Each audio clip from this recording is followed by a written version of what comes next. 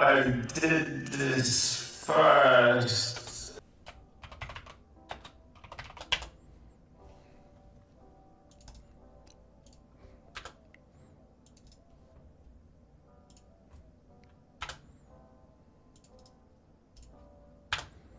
Okie dokie. 1 2 check Jeffrey 1 2. Sorry I didn't say anything for 15 seconds. We're live again. I need to close. I've got like 3 chats open now. Pop out the chat and we'll do decompression aftermath and then we'll watch Alan's show maybe a little bit. What do you think about that? How'd you like those apples? How'd you like these apples? Is it going to keep that on at the start of the episode? Oh, that's awful if it keeps that on. Maybe, hopefully it'll cut that 1:15 off after then. And paste that in chat so the people there can find live back now. Post that in there so they can find their way back over here. What do you think about that? How do you feel about that? Obviously bad. It's awful, isn't it? It's not good. Not good for Alan. If I just quickly go to like send trees for the purposes of this broadcast, I've got my friend to upload the full thing of him singing with children, or children singing with Alan, sorry. So that'll be playing in the background here now. I don't really want to listen to the songs, but I'll just have that on the background now. People not happy, yeah? People not happy. Is that grooming? I mean, kind of like someone in such chat says no words. I'll answer questions, you know. I'll answer questions. The black bed, yeah, I'd like to talk about the black bed, really. I'd like to follow up on that. I'll let the room fill up. We'll let people talk a little bit. I'll follow up on the black bed stuff. It doesn't say black bed, it says black sheets, black walls, black bricks. I said black bed because I assume that once you put black sheets on a bed, it looks black. So everyone wants to know about the black bed. We'll have a good look at that. I see what you're saying in chat, you know. I see what you're saying. Yeah, it's taken a dark turn, hasn't it, all of a sudden? Like, now all of a sudden, when you look at the Smule account, which, Alan, there's no point in deleting any of this. I've got it all now. I've recorded everything. But when you look at this Smule account, one of the first things that I did question, we watched these, we had a laugh, you know, it's the source of our memes, but I've questioned it a number of times, you've heard me say it. Why is this man making these recordings? Now, it looks awful. Tiptoe through the window, by the window, that's where I become tiptoe through the tulips with me. Oh, AD.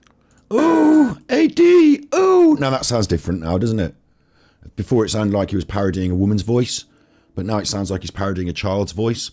And I remember at the time saying, it's not funny anymore, yeah, exactly. I kind of killed my own golden egg here, haven't I? Killed the goose that lays the golden egg. Not so funny anymore. This used to be funny, and I remember saying, why has he recorded this? Why does it seem so weird? Has he done it for his kids? Because it's a childish song. He's done 3 versions of Tiptoe Through the Tulips. It's his own favourite on this app, isn't it? And then the other thing I used to question, I couldn't understand it in my head. I couldn't get my head around it, is why someone, because in some of these he really tries to present, and some of these are designed for the trolls, and some of these he's using it for his show, and, you know, so you get that. Like, this Bed's a Burning one. Like, obviously he's naked from the waist up. Who are you gonna hate? Who are you gonna hate when you're the last man standing? But I could understand that. In your echo chamber. I'm gonna have to mute it because I don't want to get copyright binned off live when I'm live. But I could understand that he thinks he's cool and he's trying to do against the haters, and he's got this app and he's using it for this reason. I thought that was, you know, maybe that's just covering. It's so weird now to think that he's got his shirt off, and I didn't realise, but all these kids can just access that. I didn't realise at the time when I was viewing it that you didn't have parental controls on this app, and that kids can just get on your thing, and that once kids are on it, like, I don't know if you get messaging back and forth, and I'm not answering that question, that other people might have to answer that. What I honestly think is that this is not the forum for doing any dodgy paedophilia. You know, although in that video we just watched, I don't know why Genetic Code was a bit angry. But what I was able to do myself was I was able to do some research. I found experts that had exposed online. I only used one example on that video, but I've got other examples. I showed another clip of a screenshot of a website that I'd been on. Experts that had found out that paedophiles use apps like Smule, and they use them to groom children, to, you might call it audition children, to get the first point of contact. And they do it because children are on these apps. You can put on a song, you know, a comedic song. Let's just quickly, this is what I find interesting, is when I follow these links, right? So this is who, I don't really want to show their, I don't want to show these, you know, young people's accounts really live, but they are live on the internet through Alan's thing, so I can't change that. But when you follow it through and you find one of these accounts, and then you have a look at like one of these other songs they've done, and then you like follow it through to more people, like you start following link by link by link, you know, person's connected to person because they've both done a duet on this one, and then connect. And I found a lot of people on this app that looked fucking dodgy.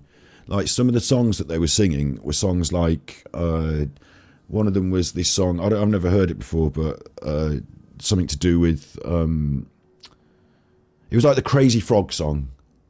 Well, I can't remember off the top of my head now. I should have got my ducks in. It's because I'm really tired. I can't remember off the top of my head. But like the Crazy Frog song, I thought it was a funny choice because you're going to get loads of kids on your thing, aren't you? And you're like a 50-year-old man. This other account, not Alan's. But it seems that the choice of song can attract different people. So it might not be that everything Alan's done on here is to attract children, but certain songs do attract them. It's like a thing that the paedophiles do. So he reached out to a kid. Independent Global News says something in my chat, which, you know, if I'm going to talk about it, I need to verify it. But thankfully we have, but I haven't been able to verify the user. You know, I haven't been able to follow up the user to say, were you under 16 at the time? Obviously, it very much looks like they were, but I haven't been able to confirm with them. So I haven't put that in the video, you know. There's a lot of other things behind the scenes that I'm not able to put in the video, so to speak. But not Alan, but other people are using this app because I showed one of them in the video. They've got all these songs and like Flying Purple People Eater and all these songs that kids like, and then the kids jump on and duet with them. Lots of the kids are Asian. Lots of the kids are in Asian countries, I think. It's very, yeah, Baby Shark's another good example, you know, stuff like that. Why an adult would be choosing that song, I don't know. Alan's is a bit more mixed up, isn't it? There's a lot more other stuff. But one of the things I found so strange about Alan's stuff is, from a man who is on the media, a man who, you know, makes himself look good, tries to make himself look good, I thought some of the use of this app seemed very naive. Like his camera angle and the way he delivers his... Well, he doesn't even sing, does he, in some of these? He's just sort of there. Like, this is a good example. Because a ghost know that she's a ghost. Like, he just does his reading, and of course I don't want to listen to the song live and his horrible performance, but it's almost like he's holding the phone, isn't it? Just like in front of him, like this, like looking down into it. And I thought, that's so weird, because aren't you perceiving how you're being seen? Maybe he doesn't care how he's being seen. Maybe he's holding the phone and looking down into it, you know? Maybe he knocks one of these off before he knocks something else off. Knocks one of these out before he knocks something out. Like, the way you're holding the phone and looking down into it, you know, I find it very, very unnerving and unsettling. And before I thought it was just an idiot's choice because the man's an idiot, but now I don't like it. You know, now it makes me feel sick. Sonia says they want to be sick. I felt sick in my stomach. You know, my stomach dropped. Yeah, that was my honest feelings. Don't worry if he's deleted them, I've got them. We're watching this live now on the Smule. The other thing I don't know about the Smule, which I said in the video, is this John Bray person.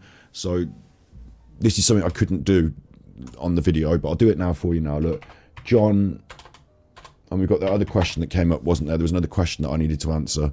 I should put it on my pin board. I can scroll back in the chat, can't I, right to the start and say, oh, what was that was said? And well, no, I can't.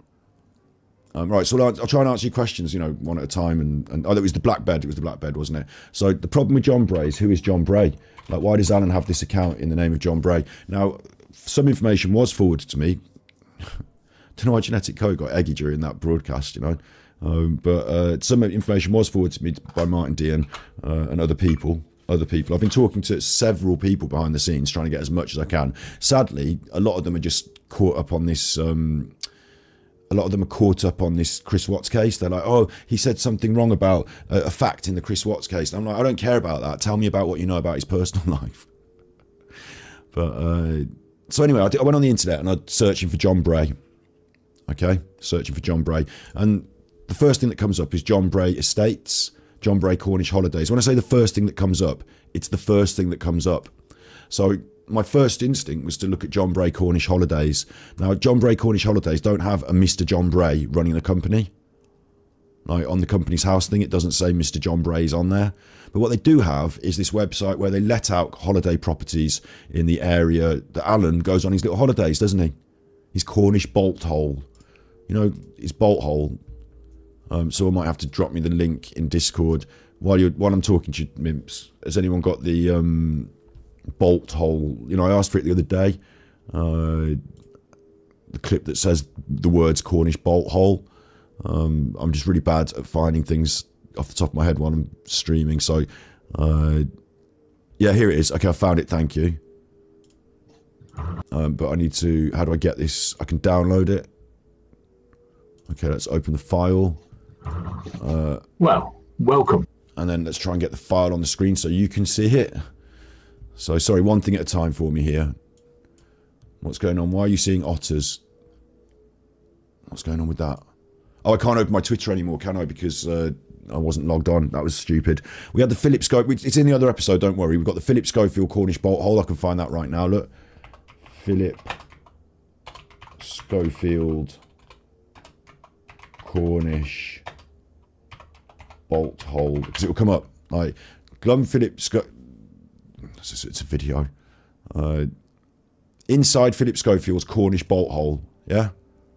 Philip Schofield. I mean, you're going to sound like I'm being nuts here. I'm not saying that Alan and Schofield are in on it together, but I'm saying that they've used this language, Philip Schofield, Cornwall, bolt hole. It's funny, isn't it? It's a strange word, bolt hole. Philip Schofield's going through some stuff. He's decided to go to Cornwall to this Cornish bolt hole. And then what I want to show you is... I'll just do a new window capture for media. Fucking come on, your brain.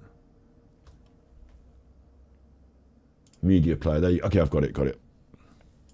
Awesome. So I found that really strange because it was a strange piece of language that I'd heard recently. When I say heard recently, been doing a bit of research, as I say. Been looking at some of Alan's old stuff, you know, with fresh eyes. Little bit hopeful that other people could have helped me more with this. Really grateful to the Mimps. You know, really grateful to my Mimp squad who have been doing a lot of looking at Alan's videos, you know, behind the scenes. But this is Alan talking about a Cornish bolt hole. Hades Pad, right? How are you? Yeah, that's right, it's me. This is my secret boat hole, where I'm going to sneak away from Watts Island, where I refuse to talk about Watts. Don't ask me about him. Not going to talk about him. This is from Alan's own content. He was doing these Patreon live streams, and he's in a different property than his normal property. We find this property very strange, and he calls it his bolt hole. It's raining again. I couldn't be happier. Swish! Thanks, CW ACW. sent tippies. I'm tipping you now in case it gets too much. Well done, Scott. Thanks. Super Chuffer owes 9 hugs. Unfortunately, it can't get much darker than what I've just already explained. You know, I've thrown the main stuff that I can categorically state on the internet without being defaming anyone. You know, I've stated that. And I stated very clearly, I don't think Alan Vinicum is a paedophile in that video, didn't I? You know, I've stated all these other things. I've got all this stuff to show you. You're allowed to make up your own mind. But I've stated that I don't think Alan Vinicum, and I don't have the evidence that he's a paedophile. I haven't got any direct evidence. You could call this sort of stuff circumstantial evidence in some way, but that's up to you. You know, I've got to be very careful on the internet, haven't I? So we've got Alan describing a Cornish bolt hole. We've got Alan also, and again, I've got the receipts. You know it and I know it. We all know it. He goes on holiday to Cornwall, what he calls Devon, that area of the world. It's the same area of the world, just say that. And he told us that he gets some sort of... We've got several clips of him. He tells us that he doesn't have to... Because we were concerned he was spending a lot of money on these Cornish holidays. It costs a lot of money to go to Cornwall. And he said, in his content, and again, maybe I need to get the clip up on the screen because it really covers my ass. But if he goes to court, he said it and we've got the clips. So I don't need to worry too much. But he said that he gets some sort of gratuity, I'm paraphrasing now, from a friend who lets him stay. You know, he goes on these little holidays and he's got a friend who lets him stay. Didn't he said something like that? So my question is, there's just a link there. Philip Schofield went to see the Queen, pushed in front on the Queen's funeral. Philip Schofield went to see a Cornish bolt hole. Philip Schofield's a nonce. Alan Vinnicom's been to see the Queen, pushed in front. Alan Vinnicom's got a Cornish bolt hole. You know, there's just a link there, isn't there? So I wanted to show you that.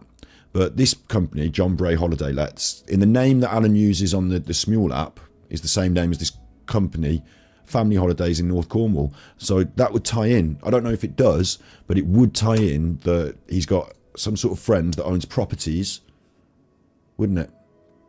Because he said on his streams that he's got a friend that helps him out with his holidays.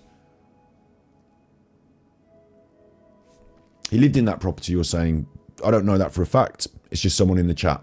So I can't be going on anything that I just see on the chat. I need to actual, you know, you need to show me some facts. This is serious stuff. Yeah? I don't care about what it says and doesn't says in the chat. I need to go on facts for this because it's very important. And even if he lived there, he called it his bolt hole. He described it as somewhere that you get away to. So I don't care if he lived there. He told us on his stream, I just showed you, he described it as somewhere he gets away to. Can vouch, everyone can use this, Colette, everyone can use this. This is public now, if you want to use it. Anything I've produced and put on that video is facts, public. If you want to watch the children singing with Alan, here it is. It's on the Send Trees channel. I've deleted all the children's faces, of course. You can also just go to his Smule account and watch it live there with the children's faces intact. There are a couple more duets with children that I didn't use in the video because they don't have the impact, because they're not visual. They're from Christmas time. They're not visual, so you don't see the duet, but there are a couple more. And it's interesting to me that they're not prolific on this app. There's not loads and loads of duets with children. It's almost like he did a little... I couldn't be happier. Thank you, Andy. Andy sent tippies. Hard one to watch tonight, but excellent work. You have done a great job. Super Chuffer owes 5 hugs. It's all, thank you. I really appreciate it. Like I said, this was a bit of work going into this. There are a few of these. They occur in a little pocket. These duets, and then they clear up and they stop happening. There are a couple on Never Walk Alone. One of them's a comedy one, so you don't need to worry about that. But they stop happening on the app. So I don't know if either Alan's achieved his aim. Maybe he was just feeling fruity during lockdown. I don't know why there was this little flurry of these interactions with children, I'll say. Like it's very clear in the video, though. He puts the video up and then somebody else makes the song with it. So he didn't choose for having children on there. He's not solicited children. Unless you think using a song that's very popular with children counts. You don't know that 7 years old was going to be popular with children, maybe. And also it's a very different tone. You've got these two, look. I don't know what you heard about me, but no bitch can get $1 out of me. No Cadillac, no perms you can't see.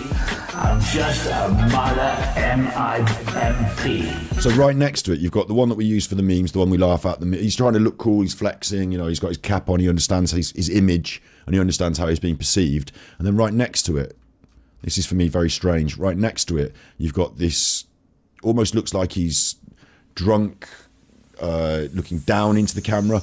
What I question is, you're about to record this video. What have you been doing on the phone for the half hour before this? Why are you phoning your lap, looking down into it like this? What have you been doing for the last however long before you recorded? Did you turn it on, think, right, I'm going to start doing a video now? Unlike the last one where I put the camera here and I wore my hat and I'm just going to press record and just do it in my lap. Like it's a very different feel to this video compared to the last one. Once I was 7 years old. Yeah. A long time ago. Speaking to my mama and my father. This is what she said. And again, the music's going to fuck me over because of the copyright, so I need to be careful of that, you know. But Alan's going to be on live in a minute, so I want to switch over to Alan live as well, make sure that, you know, I don't miss that. So I need to deal with the one other aspect of it. So I brought up John Bray. This might not be the John Bray. This might just be an accidental link, you know, a coincidence that there's a Cornish holiday estate agent that own a lot of properties around that area under the name John Bray. That might just be a random link. Of course, there is another link to Alan and the name Bray, but I'm not prepared to necessarily state it too clearly. I know it's a fact, but it brings in other people that might be innocent. So it might be an innocent link, and that's a family link with Alan. Let's just say through marriage, Alan's got a family link to the family Bray. That's a fair thing to say because it's a fact, I believe. But carefully, it's a fact I believe. I don't want to be done for defamation because that's something that was sent to me by somebody else. So it's not something I researched myself. So again, I'm not, I want to be really careful about what I prove and what I don't prove and what I say and what I don't say. So I don't want anyone going, John Bray Cornish holidays are definitely a load of nonsense. I don't know that. I typed it into Google, you just saw it, it came up first thing. So like, what time is he on live? He's supposed to be on in now, but he's probably watching this and I don't know what he's thinking. There's one other aspect that we do really want to focus on strongly as well, which we talked about his previously, aligning himself with the sex offender there. Now that looks very different, doesn't it? But if I just go to my own channel and we just bring up the video we just dropped, Alan Vinicum is not a nonce. To the best of my knowledge, Alan Vinicum is not a paedophile. Okay, during this, as you saw on his live stream the other day, and we caught this, we were straight on this, but so did some other people. I did ask them, can you maybe drop this out the public eye because we're going to follow up on this? And for Alan Vinicum, worried because Alan Vinicum has links to Thailand. He's holidayed there. Looks like Busy Bee says I'll be sued. Come on then, sue me. Because I checked with a lawyer. I've got more friends than you realise. I checked, like, some of these detractors, they work in law. Would you believe? I checked with a lawyer. I think we're okay. You can sue me and I will take it to court and then I will win, because everything in this video is a fact. Everything I'm saying in this live stream that I'm giving you the buffer of, it might not be a fact and I'm not sure about it, and these are just things I just typed into Google and you saw it come up. That's fine as well, because it's about honest opinion and fact. I'm not making anything up, so you can bring it on and sue me, Alan. If that is Busy Bee, Alan. Is Busy Bee Alan. They certainly are very cross now. I would love Alan to sue me on this, because he'd have to spend lots of money to try and prove something that he can't disprove, and then in court I would win. We'd have to would bring out a lot more in court because I've got other stuff that I could bring out. Yeah, I'd get my people working on it harder, wouldn't I? And I've got more money to spend on it because I've got more money than Alan. I've been saving up my tippies, not spending them on poker. And on top of that, I've got more money to spend on it. I've already checked it out with lawyers. If I win, it proves Alan's a liar in public opinion court and legal court, and it proves that what I've been saying is true in court as well. So that'd be terrible for Alan. So the jeopardy for Alan is that he goes to court and proves that he's a nonce, which would be a real... I'm saying he's not a nonce in the video, but he could go to court and try and prove that he is.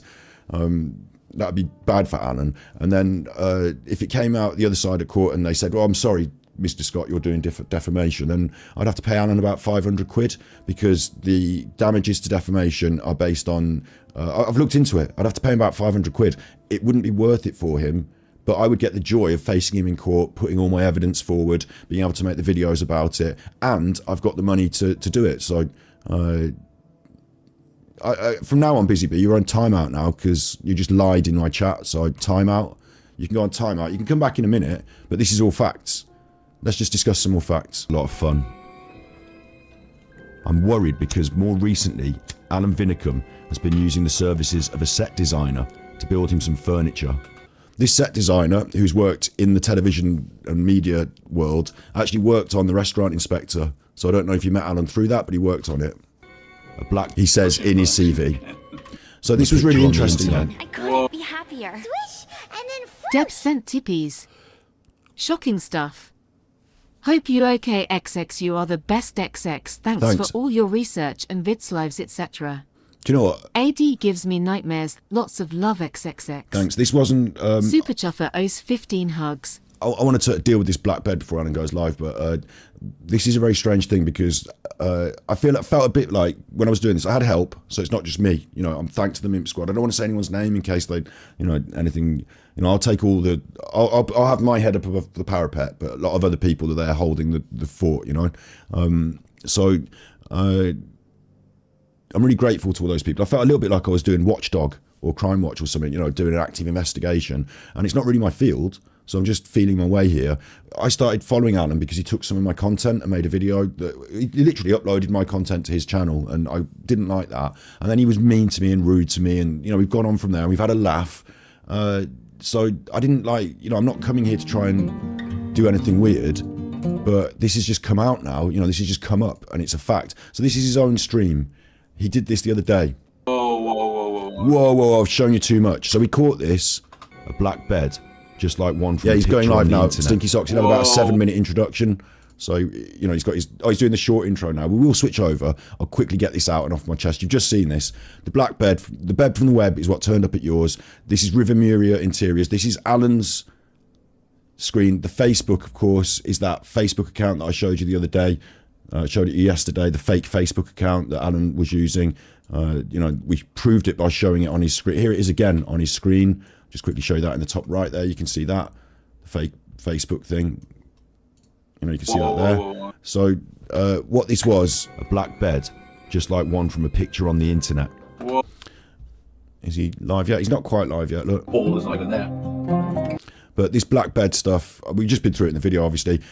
He's having something made for him, bespoke, by a furniture designer that works in set design, so it's film sets. And they said the bed that turned up at yours is an exact copy. You couldn't split the two, not even if they were side by side. Honest bargain of the century. So Alan is the customer for this bed. And this guy's saying, no, honestly, I've sent it to your house. It looks great. Honestly, it's the thing that you wanted. Alan's asked for it to be made based on a picture off the internet. Somebody's got a picture on the internet of a bed in some situation. Alan wants the exact same bed. And he's designing a room with a black floor, black brick walls, encased in a greenhouse. I find weird. Throw in black sheets, as cool as you like. No chance of dehydration or retina burn. They're terms from when you're under the hot lights. Retina burn is the light burning your eyes. Dehydration is you get dehydrated from being under hot lights for a long period of time. So whoever's performing under these lights might get hot, and it's something to do with lights, filming. It might be just Alan setting up a studio for his armchair detective stuff, but he doesn't really, does he? He just uses that green screen and stuff. Black wall, black all this, and a bed as well. So it's a very strange setup, isn't it? And so that could be many things. Obviously, we're all scared now. We're all worried that could be noncing. We're worried now that I can say this. I'm not saying he's a nonce. I'm saying I'm worried because of all these other facts that he could be making. Don't paedophiles on the internet get caught because, we can see the plug sockets, or we could see through the window and we know where you are in the world. So if they had the same room and they painted everything black, wouldn't that be better for them? And doesn't Alan come on his stream sometimes with black clothes on, like he's wearing burglar's clothes? It's all very strange. It could be innocent though. It could be that he's doing a film set. I don't know what the bed is for and what this thing is for. It could be that Alan's into sadomasochism and S&M, and it's all adults and there's no children involved. It could be that as well. Yeah, let's go to his live then. So now I've covered that, right? I did. It was on TV. He's made a video, distorted information, bringing new law. He's gonna, if he ignores it, because I'm assuming he's just watched what we've just done. If he ignores it, it's terrible. You shouldn't ignore this. But he's planning to do this live with this nutter. All right, my name's Alan. I am the armchair detective. Where are you? I know the law. I know my rights. I know the law. Tonight's show. I know the law. You see, that's a threat to me because he wants me to feel that he's going to sue me. And I know the law. He tried to do this yesterday on his thing, trying to push people off the pot. These other streams, I know the law. I'm not threatened by that. Why are you so sweaty? Where are you? Why aren't you in your usual studio? Are you in one of your bolt holes? I'm allowed to ask questions. I think that's okay. Is about the Nicola Bully case. We've got the so-called inquest. And he's disabled the chat for his live stream. He's disabled the chat for his live stream. So there's no chat on his live stream. You wouldn't even be able to tell if this was live or not. He might have recorded this previously. So I thought tonight. So again, I think it looks bad for him that he won't face this stuff. He's never wanted to face me in anything I've said, but I've told him before I'm not a troll. Right? I'm not a troll. I'm here as a broadcaster on the internet, like all the other chuffers on YouTube. I'm maybe doing a bit of work behind the scenes. I'm not just a troll. I'm not just saying bad things because I hate you. Oh, you've got a big nose. That's not what's happening. So I wouldn't ignore this, Alan. And I certainly wouldn't, on the moment it's breaking on the internet, go live and just pretend that it's not happening. I think that's a really weird look. And I think you look weird now. Like, he looks different to you now, doesn't he? Don't you think? I hope this works for his spanners. Like, what I'm trying to do is, in a way for them, shatter the illusion that he's created, because he's created an illusion of himself. We talked about it yesterday. I'm the armchair detective, ha ha ha. When things were going wrong for him, some furniture. Watch. A black bed, just like one from a picture on the internet. Whoa. Giving you too much information again. The smile, look. It's the poker face. He just revealed that message. He revealed his contact, the person who's making in the bed. He deleted that off the live. That live stream got ended in 10 seconds, like 30 seconds after that, he ended it. And then he obviously dealt with the fallout, deleted that bit off the end of it, went in and edited it afterwards, scurrying, trying to hide. But the face on there is of this lovable rogue, because that's what he gives to the audience, this lovable rogue. So, you know, you've got to, in my opinion, he's only showing you a small part of his personality that he puts on when he's doing a stream. So I wanted to see a bit more of the reality, you know. And you say you can see his chat. I can't. Someone on So it's disabled. who sort of struck a chord with what I'm thinking and the way I'm working. So I was then, once I've seen that other side of Alan on those videos with the kids and, you know, the creepy aspect of it, which I always thought was creepy, his chat is on. Is it because I'm blocked, do you think? Really, his chat's on now. Flag. Okay, so what he's done is he's heard me say that. You see, he's obviously watching. He's heard me say that, and now he's turned the chat on. Yeah, that's what's happened, isn't it? And they saw it near the bench. My name's It was Alan. obviously, you just saw it was disabled for me. So the chat's on. Okay, so the thing that, like I was saying, is that it gives you a different perspective on the man, and hopefully for the spanners. I mean, I don't know if it's made any difference to them, but it's about not just shattering the illusion, but showing them the truth. This is the best I can do. I hope that they can see the truth through this, you know. Let's see what he's doing. I am the armchair detective. I know the law. I know my rights. Tonight's show is about the Nicola Bully case. We've got the so-called inquest tomorrow. It's going to be very interesting, isn't it? So I thought tonight I'll get someone on who sort of struck a chord with what I'm thinking and the way I'm working. What, they're a conspiracy nutter. London bombings. Is that this is all going to be done so they can. What's the word?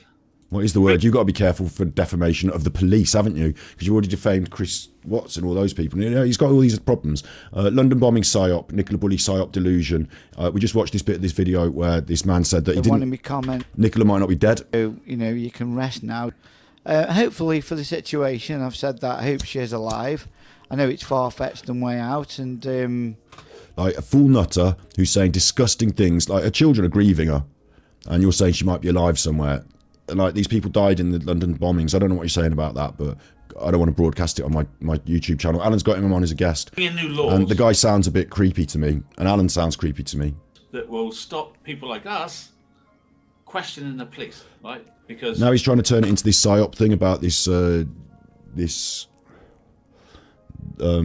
act. You know, he wasn't bothered about the right to protest. It's just all bollocks, Alan. It's all bullshit. It's all facade and bullshit. Do I need to pick apart his facade and bullshit today, or you know? Can you see that now? why are they giving us all this misinformation and distorted information unless they wanted to use it against us, like build us up to knock us down? Is that what they're trying to do? Well, tonight we're going to get an insight from a friend of the show. Daz, can you hear me? I can. I'm here. Right, everybody. This is the Underground Citizen. I don't know why Underground Citizen want to be anything to do with this He's guy. made a video. He mainly does other stuff, but he made one video a couple months back on the Bully case with a couple of his theories, and he used myself in it and a few others. Yeah, he put you in it, did he, I Alan? found it Right, there you go. fascinating to get an insight Understand it now. from the other side. Hmm. And you probably had the same sort of thought, didn't you, Darren? What put you into this? Yeah, I did. It was on TV, and I saw the picture of Nicola Bully and Paul, and for some reason, the picture just didn't seem to sit right with me. The picture doesn't sit right with me, mate. It seemed, at the time, I thought, there's something not right here. It seems as if Nicola has taken a picture and she's distressed. The way the pitch. Like, this is just awful, isn't it? He's now gone into Nicola's old pictures and she looks distressed, of course, because she was in an abusive relationship. She's in the forefront, and I It know seems. it's a selfie, but she was in the forefront, and Paul was in the background, and it This caught is me before- attention. This is the day before the inquest. I feel really unhappy about what Alan's doing on his channel as content. You know, bringing this guy on to talk about this now at this stage, I think it's disgusting. I mean, what? And after that, I started to follow it a little bit. That guy's very and, loud, with so I'm turning him searching down in a the bit. news, Yeah, he's obviously watching our channel. the What's he going to do now, though? To my feed on YouTube. As He's they got to do, sit through the this bollocks. algorithms. There was yourself. He's not interested. Look, he's not interested in this guy talking about Nicola Bully. Not interested. He's not even listening to I him. started to do a little bit more. He's actually search. happy that this guy's on so that he can use him to fill space so that he can do his other stuff on his As I phone. looked Look. more and more into it, I started to think this is, there is something going on more than, We'll sit around and we'll follow for a bit. And it was almost, they were I feel more like drip-feeding talking about the other stuff. information, on the timeline themselves. I feel more like talking about, we can go, but he's recording this so we can go and critique it endlessly to the end of the cows come home. But I feel a bit more like talking about this stuff with the kids, Obviously, like I said, he did not solicited anything from the kids. There's this other question of Alan being to Thailand, isn't there? Like going out to Thailand, having his holidays in Thailand. He set up, again, this is one that I haven't got all the facts and figures and whatever behind, but I've been told and I've seen a video on the internet. So again, if it comes up in court, I can show that video to say that what I'm saying makes sense. I've seen this video, and it talks about Alan having a bank account in Thailand, or it connected his bank account in Thailand. Again, they're not facts that I know too much about, and I'm very careful not to share things that I don't believe to be. I haven't seen to be very because it's my ass on the line, isn't it? So That's the point, You know- right? That's the point of it. That Alan's internet is we awful. dominate the whole country and make us He's quieter than Well, his the guest, world, fractured. it's gone into, so you can't it's hear him gone talking international, properly. hasn't it? Not just in England. It's an international case, and And it last feels weird case for me to be that- critiquing him on media production levels now because, we've got this going on. Can case, but when you look at that case, it was properly done. It was a crime scene. They had investigations. Do you know what I mean? It feels weird for me to be critiquing him on media quality when how a crime should be looked at. It was looked at as a crime should have, and they had the family. is the chat on moving too TV fast for you. And I the can rest put the of it. chat on. I mean, I And then don't. there was looked at on what I feel a bit discombobulated myself. I could put chat on slow mode, but I don't think we need to, do I? Alan's 7-year-old duet partner, yeah, absolutely, Alan Penfold. I don't know exactly how old this kid is, but they're a kid. something else that really. Thank you for the super chats. I just noticed they've was been the coming through fact as well. that the police was Eileen telling us and the Keely, story, thank you, like thank you, reading thank you, a thank bit you. Back to front, they told us the end of the story before anything else, and they were convinced that she was in the river. So, Now, they must have had forget some Nicola Bully in the river confidence. and this bollocks. Like I was saying, you don't want to hear about that now, do you? You want to hear about these other things, don't you? Like the stuff behind the scenes that I'm not able to put into a video that I really shouldn't talk about on the internet unless it's a fact. And on live stream like this, when ideas have just been thrown up, I'm allowed to talk about ideas, but I'm not allowed to state, pointed arguments, am I? So what we've got, isn't it? What we've got is Alan lives alone, doesn't have any social contact with a relationship of any sort. This is just me talking about Alan now. This isn't me saying he's a nonce. This is just me talking about Alan. Alan lives alone and he hasn't got any sort of emotional partner. No, he's had a wife, he's had some kids, but he isn't with them anymore. And he doesn't have a wife or a girlfriend. In fact, on that Smule app, we've listened to him talk real weird nonsense about wives and girlfriends. We've heard him talk about his attitude to women. We've heard him say literally, "I don't want a wife," on that Smule app. He says it in this song, the 7-year-old song. So, you've got that background there to start with of Alan not having a normal, healthy, social, sexual partner for many years. I think, haven't you? That's a fair thing to say, isn't it? And then the other ones, I wanted to put the clips together. We're going to. Let's just be fair. We're going to put the clips together because now we've got all this other stuff that he said over the years, all clipped. We're going to start editing it into videos. And when these other videos come out, you'll go, oh, this adds up. Oh, I see this now. And there'll be more and more. It's like the floodgates have opened. I'm sure now that this is, some people might not even agree and might not want to go near this, but other people might want to start looking through his old content and clipping things that seem weird now in context and bringing them to the light. So, you know, you remember when he said, and we've got the clip, so I can say this. Don't worry, Lisa. Thank you for the £2. Like, if you're skint, then hold on to your money and get your painting kit out, because we're still going to do the Angry Alan art competition at some point, and I'm still going to give away some money to one of you lucky chuffers. So you might be abroad at a poker competition. Good point. You know, he might be doing that. Yeah, he's been known to do that, hasn't he? Pissing away people's money on gambling is a minor. No, sorry, minor, the wrong word there. Minor offence to me now, in a way. They want to sort of cause a situation where they want to get public opinion and everybody on board to stop, not just saying yourself, but social media, TikTokers, social media. Yeah, good one, Underground Citizen. So we also had this incident recently, didn't we? Do you remember when I first got on him and he was like, the gang stalkers? Again. I couldn't The be gang happier. stalkers. And then Bron Vixen sent tippies. Well done for uncovering this, but please look after yourself too. Yeah, I don't like this shit. It's very triggering for us sufferers, Sorry but about make that. sure everyone knows the Discord link to come for support. Yeah, true. I've got to be Big careful hugs about the to you Discord and link LL right the now. Chuffers. Because, Super Chuffer owes 10 hugs. you know, we've had Alan's trolls in the chat, so I've got to be careful about the Discord link right now, I think. That's why I was keen to push it out previously and up to now, because those people that wanted it and needed it have already found it, maybe. But, you know, in the future, look out for our Discord link in future uploads, you know. But right now, I'm not going to put... You can see why, can't you? Because I just don't think it's... I think I need to be careful about it right now. And... yeah, so Alan did these clips, didn't he, of...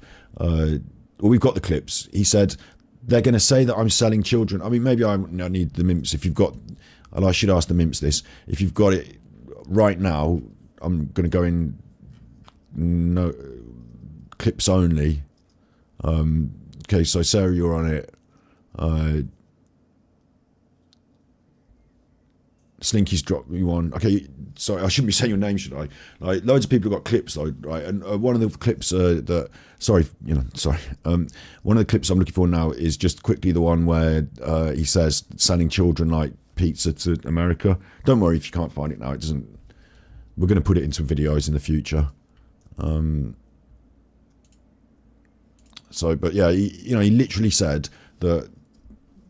He accused me of being a gang stalker and causing him so much trouble that people would want to go around and murder him. And I thought this was really excessive. I thought, why is he doing this? All I've done is say that he's a knobhead on the internet and he's a content thief. You know, I didn't say anything about him stealing kids and sending them to America.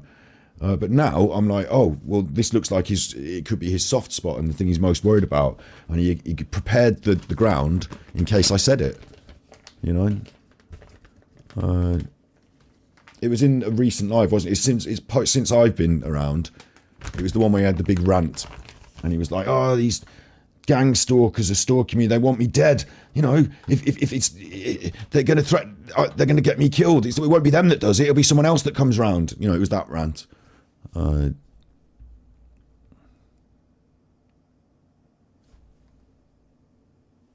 thought that was weird. Now I don't think it's so weird. it's raining again. I Big couldn't ups, my be Jack. happier. Tippies. And then Sickening subject handled well, Scott. About time someone looked deeper into the twisted fish of that thing. Super Chuffer owes 10 hugs. And there's more. You know, there's more. It's not that this is all I've found and I've splurged it all out on the internet in one big go. It's that there is more, but I just can't, you know, how much I can reveal on the internet in one big go.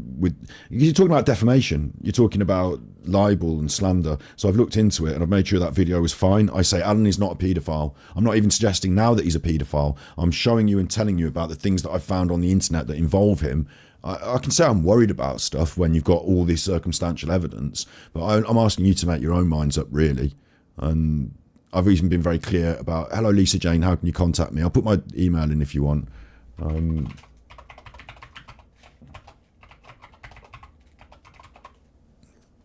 Put my email in. And like, I don't know, like, this investigation will go on. The things that we're interested in at the moment, we will follow up on. Me personally, what I'm really hoping is that other people see this, and this could share out wider. If you've watched that video, share it on your Facebooks and stuff. Someone might see it and say, "Oh, I used to work in this restaurant and that's that guy." That's that guy. Alan's got a history before the internet that I don't know as much about. I know a bit about it now, but I don't know as much about. So I'm interested in anyone from his actual, past life, so to speak, who would like to come forward and speak on these. We've got people who are from his mods. We've got those sort of people. We've got people who have followed these cases since we've got his... people who've been following the case since the Madeline case and the Chris Watts case. We've got that. What I don't have is people from his former... Like, he must have people that hate him, people that have worked for him, people that were in that restaurant. He said something about trapping a girl in somewhere, didn't he? They're going to say I've trapped a young girl or something. So I'd like to, hear from more people, and maybe this will open some floodgates for us. Any third-party involvement? Oh yeah, of course. The mother licks daughter off. Yes, good point in chat there. We put that in as a meme, didn't we, on our videos? Because I thought that was just funny porn that he was looking for. Mother licks cum off daughter's face. We've got that as well. That's in the receipts. We've got the screen grab for that. Mother licks cum off daughter's face. Sorry, cun, because it was spelt dyslexically. So we've got those things. And before I thought they were just Alan being a bit of a pervo, but now that sounds pretty bad as well. And the fact that, and I'll state, this is going to sound bad, but I went on Pornhub and I searched for that because I was going to make a joke. I was going to find that video. Steve said you shouldn't have searched for that because it's going to go on your search history. And I'm like, good point. But I went on there because I thought I'd get the video. Okay, I can't show the porn, but I could cut out, just the head or something. And he'd be like, oh my God, he's found the porn that I watch. You know what I mean? Like, that would be so funny to me. But I couldn't find it. There was no video on Pornhub called Mother Licks Cum Off Daughter's Face.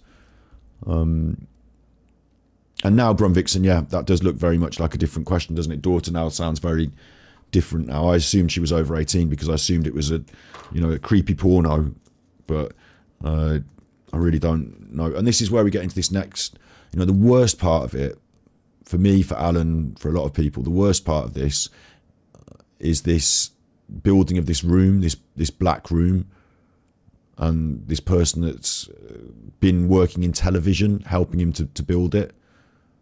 I find that very unpleased. I find this very disturbing. I don't know who would want a black floor, a black brick wall, cool as you like, black sheets, no chance of dehydration or retina burn. I don't know who's going to be under the lights. It could be that Alan goes to sex clubs and, that the bed he's making has got straps on it, like it could be an adult sex themed thing. It could just be something so innocent that I'm being naive. But Alan wanted to delete that very quickly off the internet. He didn't want anyone to see that. So I was worried about it. And that aside, I would say that paedophiles on the internet, I've read into it. They don't get caught because you don't know where they are. All you can see in the image is something nondescript. Obviously, there'll be a kid. There'll be someone doing some abuse. But what else? There's just a bed. And if you can spot the bed frame, maybe I can find out what country sells those beds. Not if it's custom made. Not if it's the same as the other image. Like, if I've got a picture of something on the... let's say, right, you want to know what my bedroom's like, but I have my bedroom custom made to look like a photograph off the internet. You might confuse my bedroom with a photograph off the internet, and you might say, well, that's just one confusion. What if there was 10 different bedrooms on the internet, all done the same? And now you can't know whose bedroom is whose. What if all the people in the videos are wearing all black with like a mask on?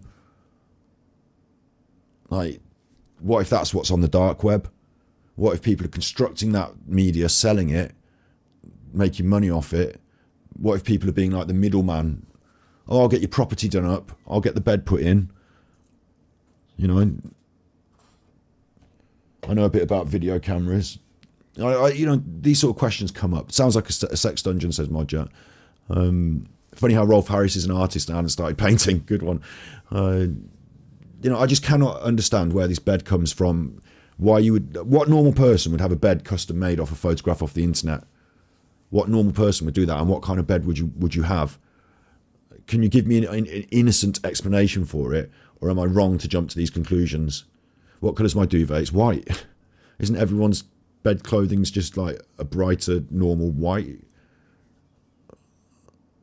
I don't know. I used to have a Star Wars bedclothes, but since I grew up, I just have white bed sheets, like, you know, white pillows, white sheets. I've never seen black bed sheets. I would think they'd be disgusting. I think they'd be covered in grime, you know, all the stains. I would think. I really should show that tweet. What tweet's that? What tweet is it that you want me to show? The bed thing again. It's not a tweet. This is, Alan received it as a Facebook message while he was broadcasting. And what he did was he accidentally opened up the screen. So he was broadcasting and he accidentally opened up that screen with Madeleine McCann, The Truth Behind the Lie Facebook group. And he wanted to close quickly the Facebook group. Oh no, whoops, I've shown you too much. And I thought there was another chat above it. I've got all these clips. There's another chat above it. He closed that and this was underneath. Happening live, active now. And that, whoa, whoa, whoa, whoa, whoa, was what he said when he showed that. So, it's in the video, it's captured, you know, Martin's got a copy of it as well. Someone in chat say you ran a brothel, yeah. So this is, again, I'm able to say this because there is the receipts for this, but it doesn't prove, and I don't, like, there's a difference between, there's pictures of it on Facebook and me knowing it for a fact. Right, so Alan set up a Facebook account. Apparently, Alan, could be anyone because I've only seen pictures of a Facebook account. But apparently, Alan set up a Facebook account, and what it was he was trying to do an escort agency, and it had a thing about girls and boys as well as men and women. It sounded creepy, but you thought, well, you know, girls and boys, lads and lasses. You know, it might not be. I don't think he did set up an agency. I don't think he had any success in that. I think he was trying to gain a black book of contacts of escorts and prostitutes, and then he was going to be the middleman in that process. So if you're doing a stag do, come to Alan, he'll set up all your stuff and he'll hire you a prostitute. You know, I think that was the concept really behind it, and I think it failed because no one wanted to work with him. That's what I think about it, but I don't know now. How can he afford to have a custom-made bed? Good point, Prophecy UK. I don't know how much this would cost, but you could ask the people at Rivermuria Interiors. I'm not suggesting you contact Rivermuria Interiors. I haven't, because I was a bit concerned that they might be in on it. So I didn't really know if I was going to unveil them as well, but fuck it, you know. That's who sent him the message. I followed it up. I found out all their details so that I could confirm they existed. They do make custom furniture from the pictures you send them. Who wouldn't want a black floor, black brick wall encased in a greenhouse, throwing black sheets, cool as you like, no chance of dehydration or retina burn? Why are you building that, Alan? What is it? Wherever you walk, wherever I walk or whoever, it's uploaded onto the network. So you can go into your Google history on your phone and you can see where you've been the last 2 weeks. I agree, but what I'm saying is, why didn't they take the phone off Paul for 2 weeks? Why was it 2 weeks later that they've actually got the phone and they're messing with their phone? He actually walked off with it. They gave him the dog and the phone, didn't they? They should have taken that themselves day one, surely. Paul said he was handed the phone by the people at the bench, which he'd said was not the police because he called them on the way and they were turning up at his house. So Penny gave him the phone. You've got your wires crossed there, Alan, even there. Even just relaying simple facts about the Nicola Bully case he can't get right. The problem is, though, we don't have any proof of that, do we? Well, other than Becky saying we're working Nicola's Facebook today, and she said that 2 weeks later. So I'm wondering what the delay is. That's what I'm saying. You don't know. This guy doesn't know, Alan. He's a fucking idiot in his bedroom talking bollocks.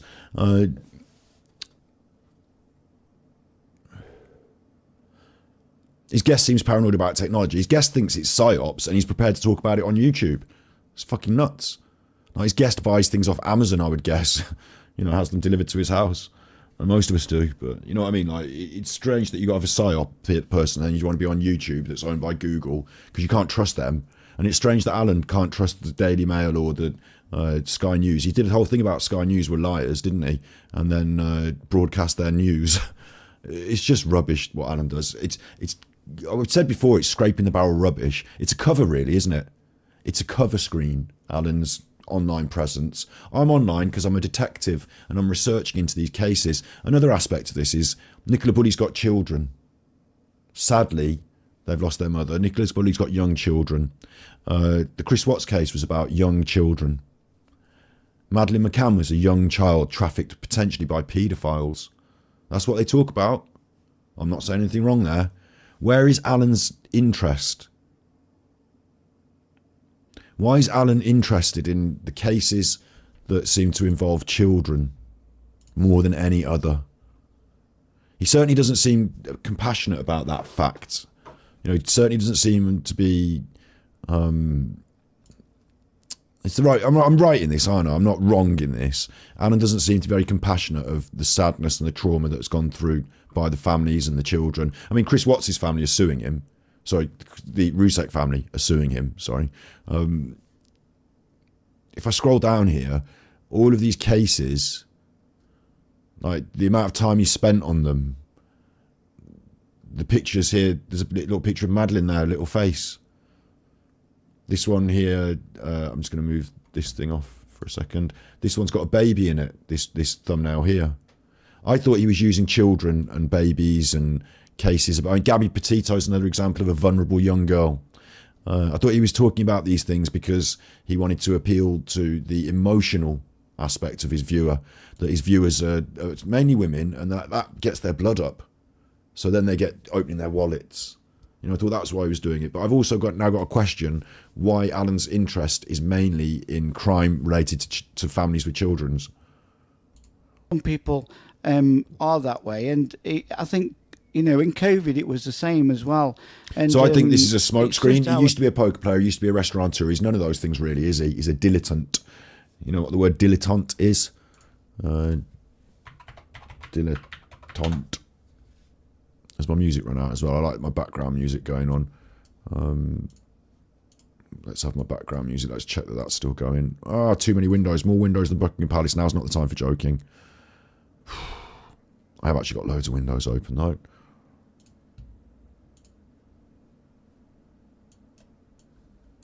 A dilettante. Has anyone got it in chat? Does anyone know the word, or should I get it up on the screen as well?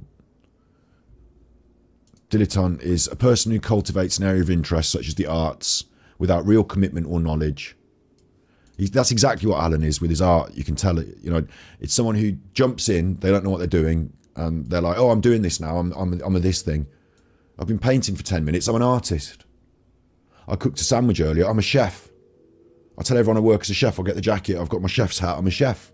6 months later, you run into them. Oh, I'm a mechanic.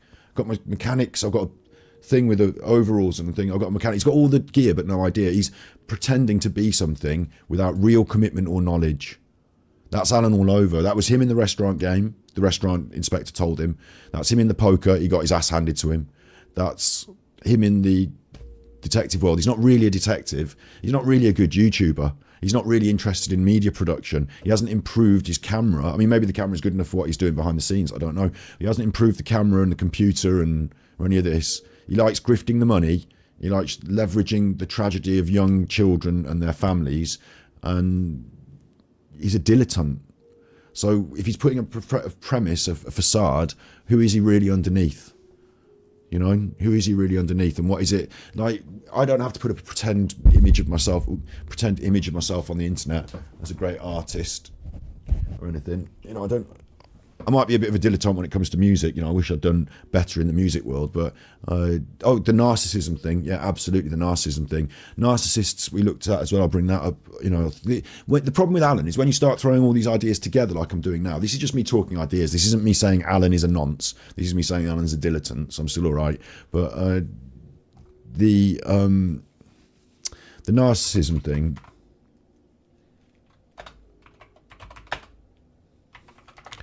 You know, the problem is when you start playing these things in together, you start adding them up, it starts to look worse and worse, and it starts to paint this...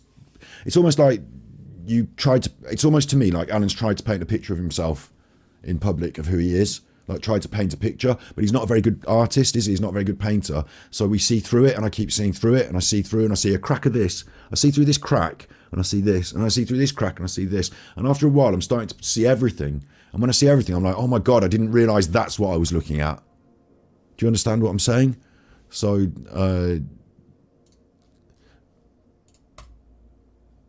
these fucking stupid things. Okay, that's health lines out the window then, because it doesn't... there's a types of narcissists, right? Can we reject all? Now, I'm not a medical professional who can diagnose Alan as really being a narcissist. I talk about it in online terms, in colloquial terms. But we've got the types of narcissism. There's overt, covert, hypervigilant, oblivious, exhibitionist, sexual, and malignant. And I think this last one, this dangerous type of personality disorder, is really a cross between narcissism and what people call antisocial personality disorder. They've no ability to feel empathy. So I'm going to make a video in the future. It's going to come out of this narcissism stuff. I've got clips of it. No ability to feel empathy. Burn, baby, burn, when he's talking about these kids that would set on fire. Stuff like that. This laughter that comes out. You've seen it if you've been watching him. This he seems disconnected with the truth of the horror of the sadness. Things that are there. You can put on a video. You can put on a video at the start that's been edited, but you can't hide who you really are. Alan has never shed a tear for any of this. Like, he's been doing this for years. I mean, prove me wrong. Okay, I might be wrong. Prove me wrong.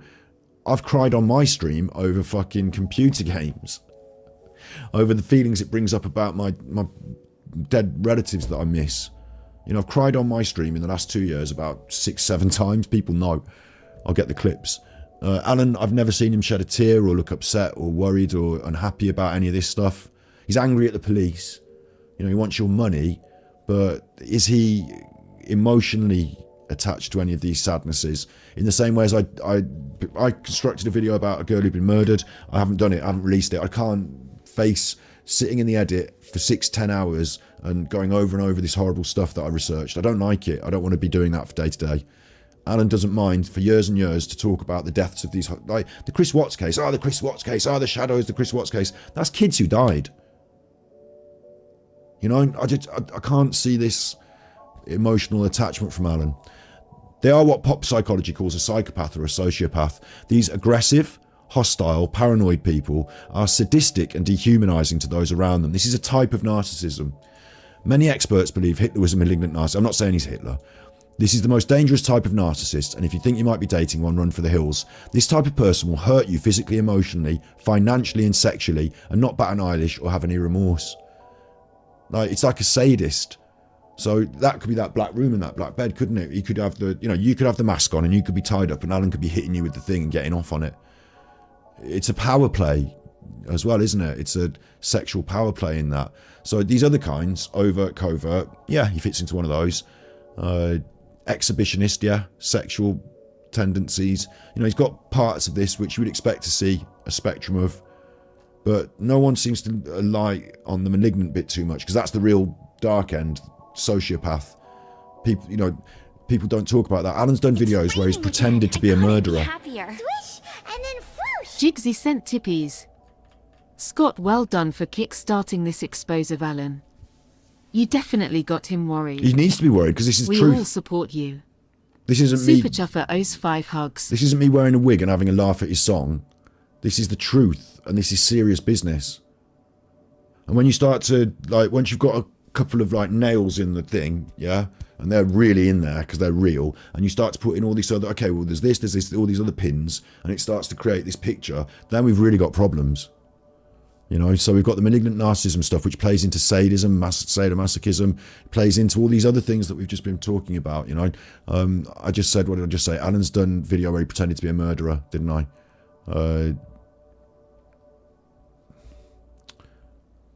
Again, I've got all the clips. Do I need to show it now? I mean, do you remember it? In chat, you know about Alan's pretending to be a murderer. You know about that, don't you? Do you? I mean, it seems a bit creepy and weird, but I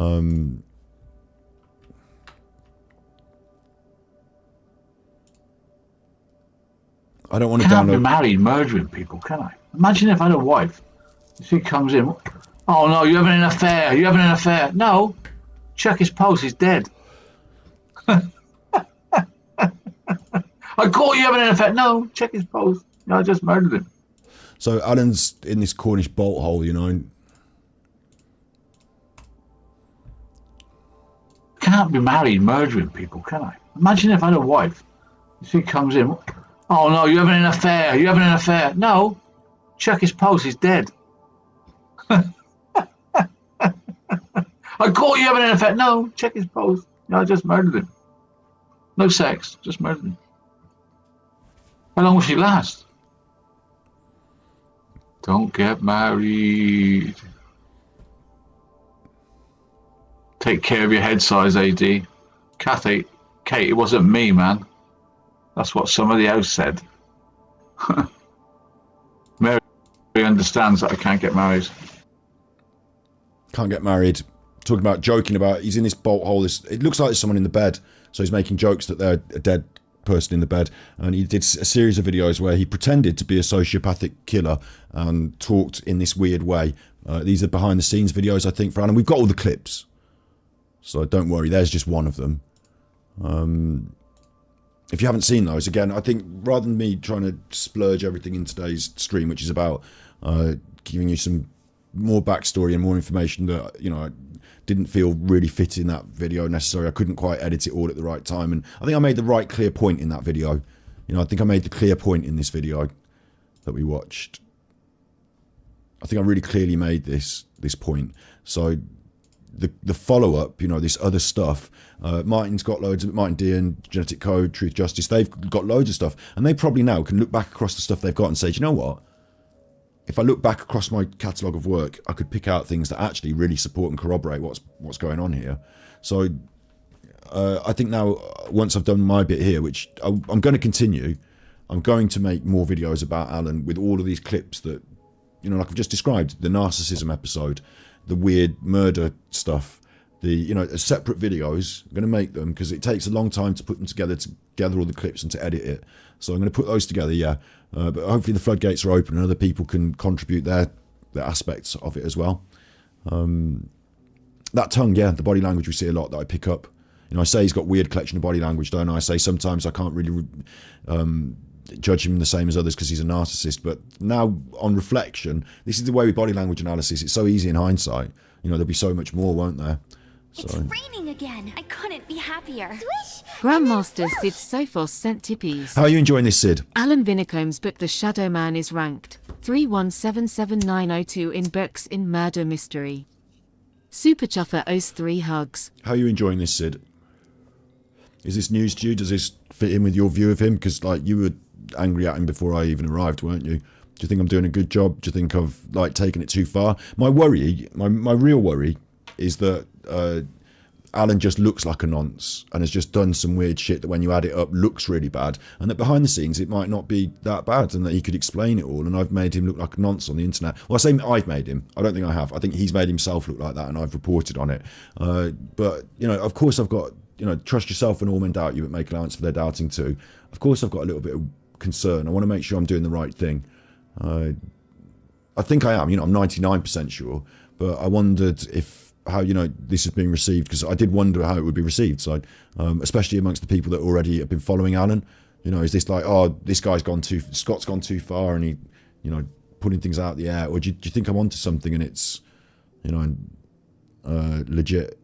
Do you know what I mean? I'm interested to see what other people think in that. He is a scammer, yeah, absolutely a scammer. He's been got all this proof of all this other stuff. So, yeah.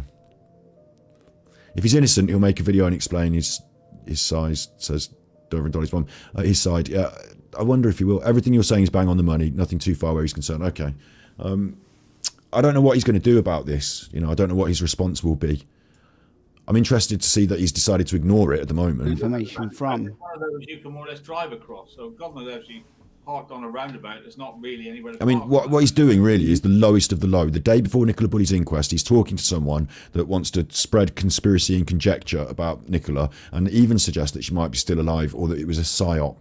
So that's fucking weird and low. I think he's doing that because it's probably the most shocking. Like, he knew that I was going to drop a video, and so I led up to it. Maybe I should have not led up to it, because this, I believe, is his attempt to grab attention. Say anything. Say the most attention-grabbing thing. Get a guest on. You know, make sure that your spanners don't see what's going on, because maybe these spanners haven't even seen my video. You know, he tells them not to watch. Do you know what I mean? They're in chat saying now, subscribe to the Underground Citizen. Yeah. He's got his viewers still. He's got his numbers, 760 in chat. You know, I think he's playing to that weird audience. Like I said, I think there are people that feel underrepresented on YouTube. If you want to talk psyops and, you know, nutty stuff and you want to really go down there, you can gather a few more eyes, especially if you're purportedly, like, this is a dangerous thing. Alan yesterday said, this is just me talking now about something slightly different, but yesterday he said that you're making us look bad by,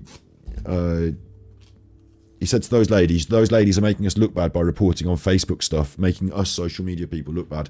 What he's doing here is he's set himself up as being a legit, I'm like Isla and I look into the facts and I'm an armchair detective, and now he's reporting it might be a psyop. So a lot of people that are in the psyop stuff are going to go, oh look, he's come onto our side, this is big news. Do you know what I mean? He's playing to a dangerous audience there, and it's exactly what he accused those women of doing, isn't it? Making us all look bad, because now psyop people will say, well, the armchair detective went down the psyop road, when are you going to change your mind? You know, bit weird, but a very busy main road, Blackpool. This is Blackpool Road. Yeah, Blackpool Lane it is, yeah. And the police have stressed about Blackpool Lane because there are hundreds of cars. 700 vehicles. Yeah, that would have passed through that morning. And so they are clear, they want to try and speak to every single one of those drivers to get as much dash cam footage. He's watching the news again. Have you seen how bad the quality of his internet is? Do you see how bad the quality of internet is? That herky-jerky bollocks. Like, there's so much wrong with him in so many ways, on so many levels. The fact that he doesn't try at all now looks really weird to me. Why are you not even trying to make your media any good? Are you busy behind the scenes doing something else? What are you busy with? How come you can't set up a stream properly? How come your internet doesn't work? You know, you're busy off somewhere else doing something else, Alan. You know, what are you busy doing? Are you... Just on a different subject. You know, the worry for the paedophile thing is that they make videos of kids and then sell them on the internet, don't they? And there's like this black market in this pornography. And that if you could facilitate the creation of it, you know, if you've got a friend who's got some properties and you could set up a sex dungeon there and then go and like act as the doorman, you know, and see, I'm not saying he's a nonce, but, you know, maybe there's even some money in that for some people. Like, Alan might not care about people and might want to make money. It's just, I don't know, you know. It's raining again. I couldn't be happier. Swish and then Soap in my cookies sent tippies. I've been watching Alan create repetitive and disgusting content for years, wondering how has gotten away with it for so long. He's a train wreck, you can't look away. Super Chuffer owes 3 hugs. That's the thing I said about paedophiles, you know, and that, like, you know, that's just the thing about paedophiles that makes me worried, because he's having a room made. So I think it's okay to have worries, like I said, to have feelings and thoughts and to voice them and discuss them. But the video I made states clearly my opinion, so I don't think we're going to get done for defamation. I think he's going to look through this and try and find, he's going to be waiting for me to slip up, is what's going to happen. And he doesn't realise that, like, he's the one covered in horrible grease, sliding, and I'm not slippy. B-Collect Jog, AD is a sick, narcissistic, evil knob in my opinion, and worrying. Good job, Scott, balance the content just right. Thank you, B-Collect Jog, thanks. Now, this is the big thing we built up to over the weekend, isn't it? I've done all my serious stuff about Nicola Bully. You know, my bit Nicola Bully content strips his naked and runs it out in the street, yeah? So I'm not worried about him in the content, so I don't need to be doing this stuff about his character. You know, I can leave Alan in the dust. I can never think about him again in the future. It doesn't bother me if he gets 10,000 nutters on the PSYOPs episode. It's irrelevant to me. He's put himself in the bucket of nutters today. He's allied himself with people who think that Nicola Bully might still be alive, and that 7/7 is a... Like, this is disgusting. The London bombing PSYOP is... Like, people died. Yeah? Like, this stuff shouldn't be on... Like, the internet... YouTube doesn't want this stuff on there. YouTube tries to get rid of it.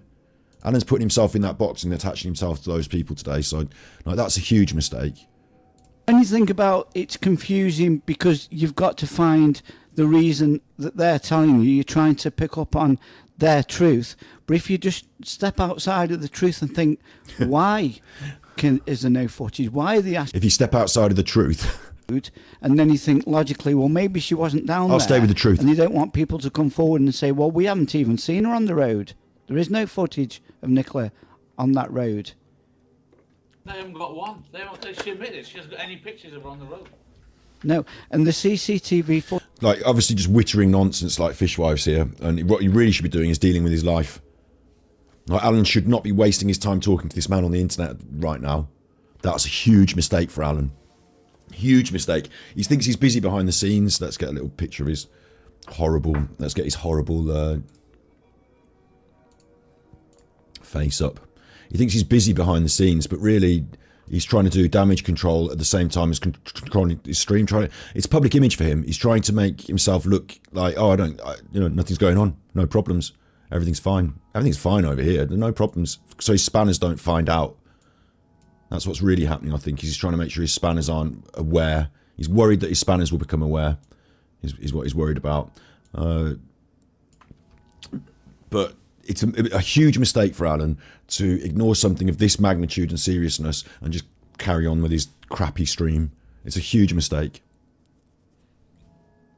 Jackie Young, someone called Patterdale Man asked, should we be concerned about the Super Chopper video? Right, I'll keep an eye on his chat, but those people will just get banned. We'll keep an eye. You know, bringing it into the... Then, normally, TV companies will get a girl... He's going to ignore it, isn't he? He's ignoring his chat at the moment. And, you know, and as you get into the field here as well, very early doors, I was saying, look at the line of sight. You know, you can see 5 or 10 minutes from the bench to the end of the field. The witnesses would have seen maybe Nicola. I can see Maria Souls is in there. You know, Maria, whatever her name was. She came on our show, didn't she? Before Maria. Maybe someone should email Maria. I'm not telling you what to do in chat. I'm just thinking out loud. Maria Solars. Maybe someone should send her a message because she was on our stream before, wasn't she? You know, maybe someone should make her aware of what's been going on, because I don't think these people in his chat are actually aware of what I've just dropped on the internet. Otherwise, what would they be doing in here just talking like this? So, and you can see that, what I can see is that new people will get in the, he's got like this heavy moderation on, so you'll say what you think is there. You might think that your chat is there, but it's been deleted and gone. Like if I set up a different account now and go in and make a chat thing, they'll delete it, bang, gone before you can see it. I would still see it. They'll have hidden it from the rest of the internet. You know, you still think you're chatting, but you're hidden from the rest of the internet. You have to change accounts and look to see if you're still there. You know, there's one just gone then. Someone put something out and it just disappeared immediately. So it doesn't last there long. That's the problem.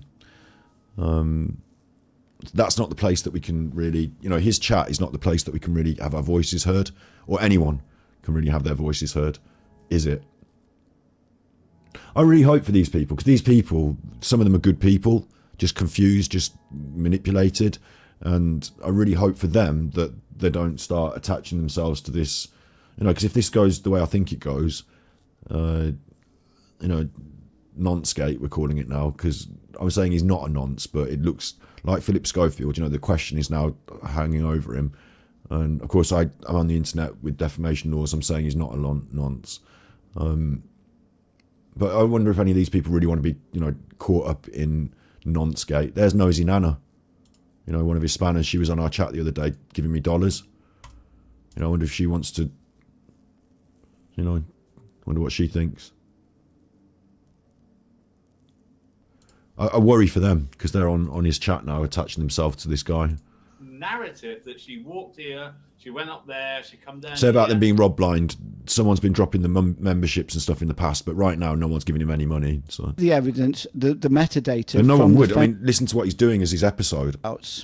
Yeah. You know, these are the things that should be in the public domain. Just, you know, these are the things that people should be showed, because, you know, and also I found that the I don't know if I'm going too far down the road with where you wanted to be with this, but the funeral as well. I found it really sad, and in Hidden Truth Part 2, I mentioned it. All those that were involved on the side of the road, helping all the, you know, how got attached to Nicola. They had no way of saying goodbye to Nicola. They didn't know her. It was a closed. You know, maybe they did. I found that very bizarre as well. I know that was their choice, and you know, you've got to respect that. But I find that the timeline of I don't find that weird. With all the media attention, they wanted a small family funeral. Like all the people that were stood by the side of the road would totally understand. The phone made its way to the bench. They're too scared, right, to say Nicola took it to the bench. They can't bring themselves to say that because they don't have the evidence to prove that, Alan. They don't just talk nonsense. She wasn't there anyway, so they've got to say something, haven't they? You know, yeah. If you're in the police, you've got to oath. I mean, this is just. I don't think we should pay any attention to anything that's being said there. I think that's like his whole episode tonight is just going over old rubbish. It's like somebody, right? His whole episode tonight is like somebody going out in your bin, tipping out all your recycling, going through it, and being like, "Oh, you've had spaghetti hoops." Like, just fucking hell, man. Get out the bin. Put all that stuff back in the bin and fuck off. You fucking grotty rotter. Oh, he doesn't look happy now, does he? Stress. Yeah, this is... Oh, is it Malta, is it, at the moment? Is he in Malta? June 27th, July the 2nd. Oh, God, is he in Malta? Is he planning to go to Malta June 27th, July the 2nd? We'll have to get my Malta correspondent back on it. He wouldn't go to Malta during the inquest, would he? He wouldn't... You know, he'd think the inquest would be far more important, wouldn't he? I don't know. He's typing a lot, so he's on here, you're saying. Maybe he is, but nobody... You know, I don't care. Nobody's saying anything... You know, nobody's saying anything in our chat that needs... I think he's not... I'll tell you what I think he's doing, is I think he was worried that about what I was going to do, and he was preparing to launch an offensive at me in some way. You know, I think that he'd prepare some sort of offensive, like a counter-offensive. And I also think that he was of the opinion that he could get me done for defamation. He's probably trying to contact the police or something like that. You know, he's probably forewarned them or something, and like he said someone's going to be saying that I'm a pedo or something, and like, you know, he's probably trying to launch some sort of counter-offensive or defence in that way. I don't know. It's strange. It's strange. I find it very strange that he would put up with this charade of pretending to talk to this knobhead on his channel. You know, I find it very strange that he'd waste his time in this way. But then what's Alan going to do now in the next couple of days is he's going to try and cover the Nicola Buddy case tomorrow. It's a big day. He's going to have to get some sleep tonight because he's going to have to get up early tomorrow to try and cover the Nicola Bully case. And what he really needs to do is deal with what we've just exposed. So I'm hoping that he's going to feel a little bit overloaded.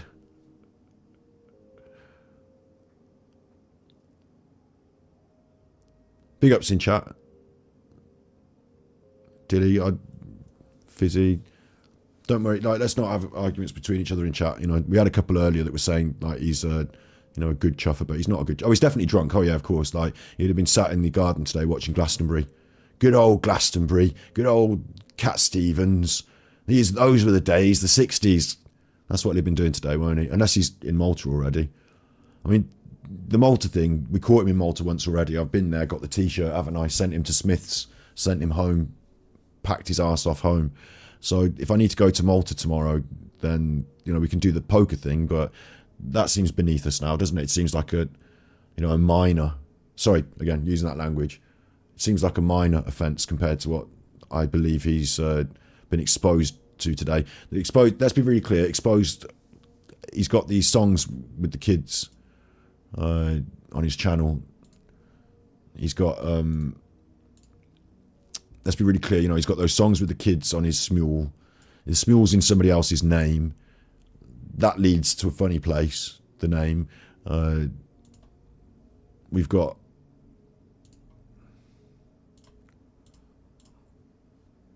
So we've got the... You know, these tragic videos on Smule. We've got the thing that leads to the name. We've got the Facebook that he said he didn't have a pseudonym, that we proved he had a pseudonym. We showed that account. And we showed the conversation between him and a set designer who's building him a bed to go in a black room with black walls, a greenhouse, black sheets, cool as you like, no chance of retina burn.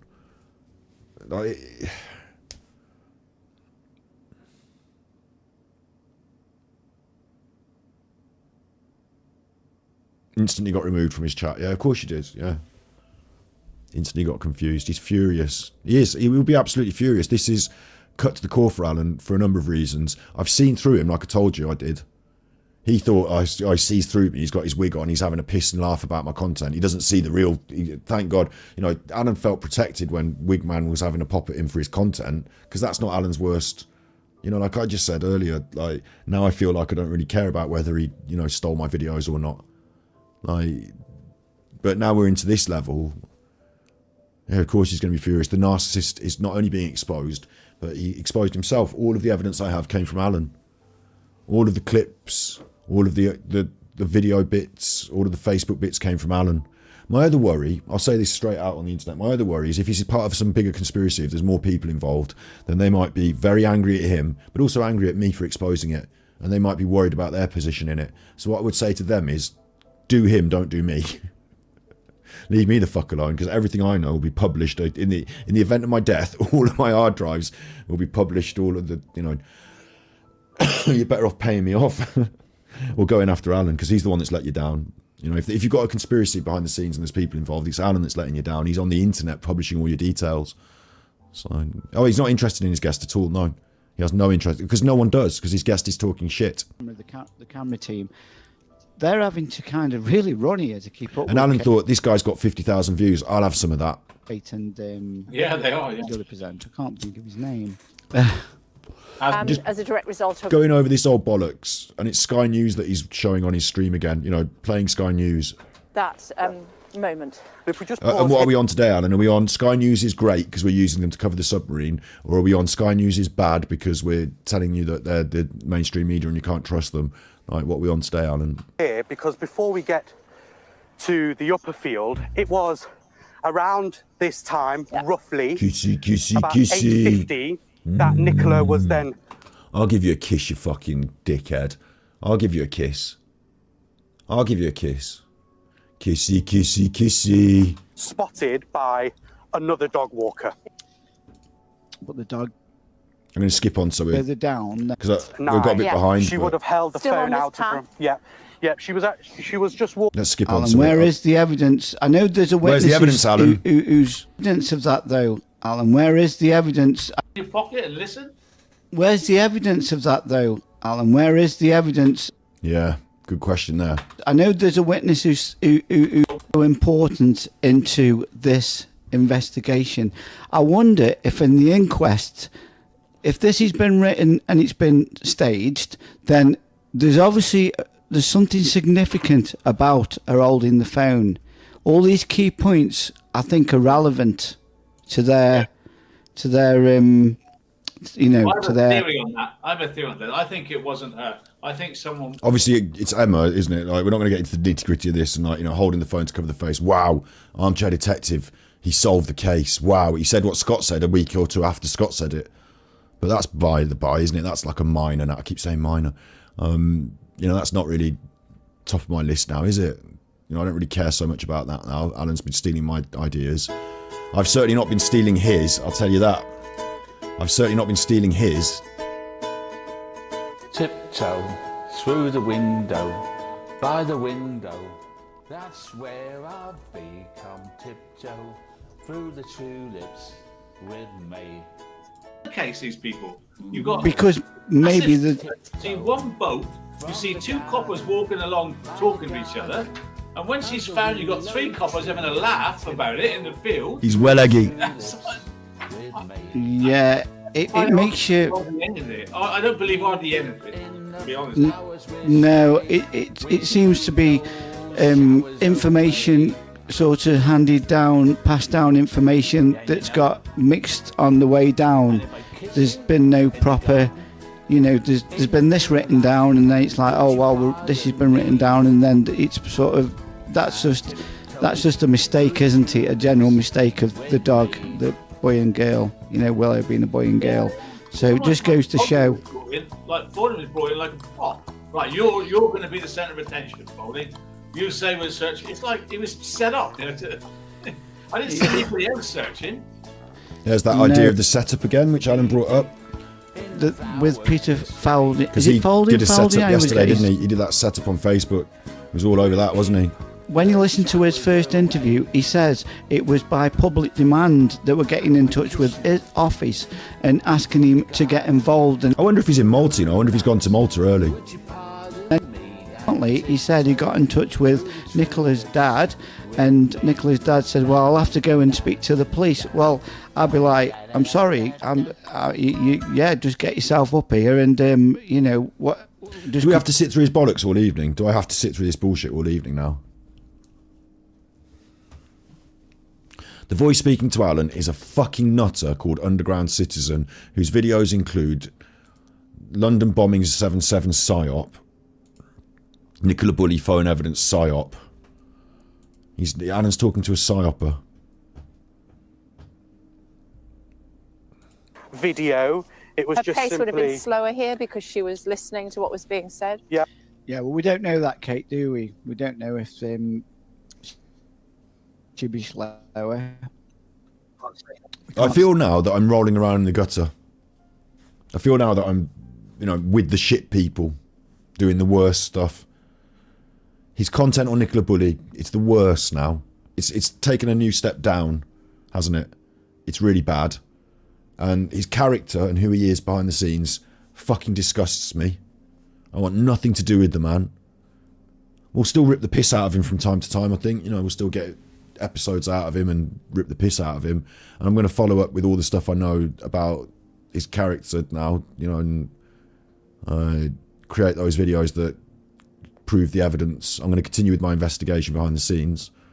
I'm not a detective, I'm going to hand over what I know to the police. David Williams thinks he's in Malta. Yeah, he hasn't got the background on. He's got the Malta shirt, the open shirt, the hot man shirt. He's got the tan.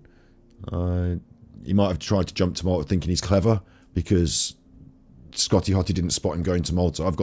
I didn't have a concern. I've proved him once. He's been, look, with the Malta stuff, he's been to Malta. We caught him out going there. He had a big begathon leading up to it. I really need the money. I need this for the crowd fund for the court case. Now I can't even access the court case money, so you need to give me the money in a different way. And then he went off with whatever money he could scuff together, and it wasn't enough to keep him in the pot in Malta. The thing with the poker, right? The thing with the poker is you've got half the people in the tournament are there to win the tournament. The other half are to give the people in the tournament money. They're like idiots that they rope in. Alan's great for them. They love him. He turns up, he's got loads of cash to spend, and he doesn't win anything. So he's like the chump that they rinse. Do you know what I mean? You need a chump around the table, don't you? In those films where there's like two of them that are in the know and one of them is the idiot. Alan's the idiot. So they get him down there. He pays for the hotel package and all that. He thinks he's brilliant, VIP. And really, they're just milking him. They think he's a wanker. Send him home. So when he went to Malta since I've been covering it that first time, we caught him out on it. Plus, he didn't have the money in his pocket to really spend. So once we caught him out and there was that background photo, it wasn't just me, it was the other chuffers as well. There was that background photo of him. They've got their websites, It'll be the same thing with this trip. We could probably catch him out. I could send someone into the casino to photograph him. I've got a contact there now. But back then, it was like the first time I'd done it under my watch. So I caught him out. He got so scared he came home. We caught him out on that because he was in the W.H. Smith. Again, we've got all the receipts. He didn't have the receipt for the newspaper because he was too cheap to buy the bastard thing and walk outside and say, look, here's me on the seafront. He claimed he was in W.H. Smith in Weston-super-Mare, which there's only one and it's right on the seafront and it doesn't look like the one you were in. The one you were in looks like the one that was in the airport. I've got photographs of it. So we caught him out on that. What he did was he jumped on a plane and ran home from Malta, 4-hour trip, quick, home. Right, now I'm proving it. You said I was in Malta and I'm not. Proved it. Ha, so fuck you. But actually it was fuck you, Alan, because we caught you out. If you're in Malta again, I don't need to. You're stupid because you're wasting your money on this trip because it inflates your ego and you think you're some special chuffer with your VIP ticket. And all the people around you think you're a cunt and they're taking your money and then packing you off home. So I've already caught you out on that once. What we're catching you out on today is bigger than Malta, isn't it? It's bigger than Malta. So, good luck in Malta. Enjoy Malta. I don't have to ruin every holiday of yours, but I would assume that it's sort of ruined now because of what's been going on here. Maybe you want to come home again this time and deal with this. Maybe you don't want to because maybe the police will be waiting for you when you cross the border. Again, at some point I do have to forward what I'm looking at onto the police because I do worry about things. I don't know if they're going to follow up on it with an investigation or anything, but, I should do my best to make them aware, shouldn't I? After this walk took place, it's like we're not listening to them. I listened to them say the last sighting was at the top fill by the Roman Water Gate, and I listened to them say this is where she was last seen. Well, you can't be both. No, you can't have it both ways. No, you can't. That somebody then saw Nicola, a witness that has been spoken to by police. So we don't know who this witness is. I think it's the eldest guy. The eldest guy, we don't know who it is, which is really odd because his wife phoned up the Times newspaper on his behalf and told the Times what had gone on. Do you know what she told the Times, Dad? She said, my husband saw Nicola with 1 to 2 people. You're right in chat. Oh, oh, good. Okay, thanks. I was just checking, Sarah, you're right, and you just banned them. Good. Like, if someone's giving you shit, then they get immediately banned. Yeah, good. doesn't it, to cause to cause YouTube and everybody else to talk? Because if there's nothing to talk about, there's no content, is there? It's as if they've got to make content for the YouTubers and that. Cause I mean, lots of people have been sending me clips. I mentioned 2 names earlier, so I do apologise. But obviously, Sarah's our mod, and she might be catching some flack from some of Alan's fake accounts and some of his horrible compadres. So I apologise for that.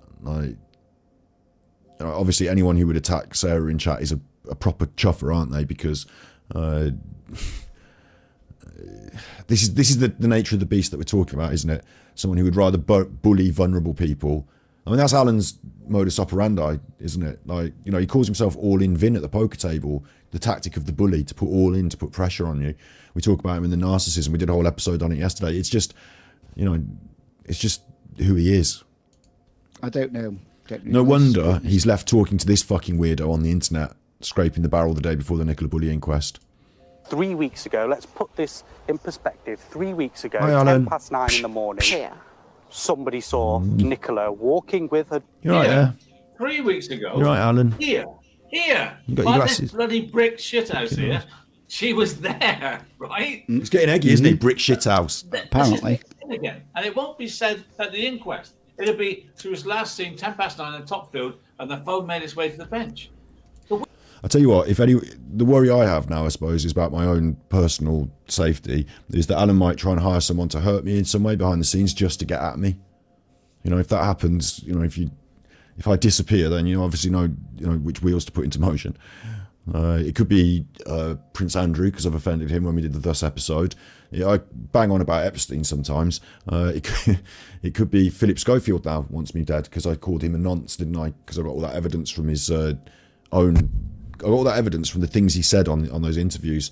You know, just talking about people now, aren't we? Like Schofield, who went to visit the Queen, got pushed in front. Schofield with his Cornish bolt hole. Schofield being a nonce. Like, just, you know, talking about a group of people now that because in the work we do on the internet, on my channel, like, it's not just that I didn't expose Prince Philip, but quite happy to talk about these people and, you know, hold them to account a little bit. So, Alan kind of goes in that box for me now with those people.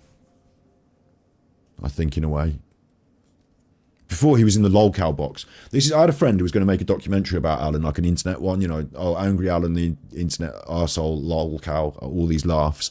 But after I revealed this content to them behind the scenes, they said, I don't really want to make the documentary anymore because we make stuff that's fun, we laugh at people, but when they get dark like this, it's a different kind of thing. Yeah. Ronnie would have, he would have had a mic on and they would have done a sound test because all the equipment's down there. And I mean, I thought I heard a door behind him then. Maybe he's in his Cornish bolt hole today. Maybe he's not in Malta. Maybe he's in the Cornish bolt hole. You know, I don't know what goes on. You know that video that's in the corner there? That's only one small room, and it's a weird small room. I always wonder what's going on in the rest of the building. You know, but these steps, many. Okay, so this bit is strange as well because that weird small room, of course, we can address this in future episodes, but that weird small room, you know, in this video, that could be a set, couldn't it? I could build that out of wood framing, make it look like a room. That guy who's friends with is specialist in building sets. That's why he wants him to build a black bed that looks exactly like the one from the picture on the internet, on the web. Sorry, not the internet, the web. On the Friday, I do not know. I mean, if it's your partner or my partner, or I think the logical thing to do is go back and look. I think you would want to, but everybody's different, so I can't speak on Paul's behalf. I find it odd that Kate it's interesting in chat saying he's not a gangster. I don't think he would have proper connections. Like, I know my dad grew up in Birmingham, right? And there's this club called the Elbow Room. And once my dad took me to the Elbow Room and he wanted to show me his old hangout, right? And I go in the Elbow Room. This is no joke of a lie. This is the fucking God's honest truth. I go in the Elbow Room. It's Friday early evening, so it's a club. So, you know, it's proper club atmosphere at night time. So the lights are up. Nothing's going on. It's like about 6 PM. We were just coming back from Birmingham and he wanted to call in and like show me like his old haunt. And we go in and there's a guy up by the bar and he's got a little table, one chair, salt and pepper, knife and fork, tablecloth, glass of beer, eating his pie and chips. I think it was pie and chips, a steak or something. Like, proper little table, Do you know what I mean? In the bar area of a nightclub, and he's having his dinner, and this guy was the guy that ran the club, like the guy that had been running the club for years, and like the Birmingham scene and the nightclub scene and the doorman and the, you know, I'm not saying we're talking about mafia here, but you know, this sort of environment. And he's there like the mafia boss, like, you know, having his little dinner, and like politely my dad introduced me to him, and I was very polite and like, you know, said hello to him. I think his name is Patsy. He's written a book. He wrote a book. I think it was called Crumpet All the Way. Patsy Manning. Patsy Manning. If you know Birmingham, you might know the names I'm talking about. Patsy Manning, and the Futurals as well. The Futurals. Eddie Futural is a name that comes up. Like, these are like gangsters, to be honest. I'm saying they're not gangsters. They are fucking like, you know, if you look into them, they're quite like gangsters. And there I was being introduced to this, like, you know, head of runs the club, you know, the faces. They used to call them faces. Faces, this old face. You know, it's just an interesting thing that happened. I don't think Alan's got those sort of connections, but I do think that if you're like, you know, aside from Alan, other paedophiles and other things that go on, you know, people with links to Thailand, maybe there's a chain, you know, maybe there's a connection, and maybe someone with a bit more money is bankrolling some of this stuff. Because again, you're asking Alan to build this stuff. You know, maybe he's putting his money into that. Maybe that's where the money goes. But you know, I just wonder if, you know,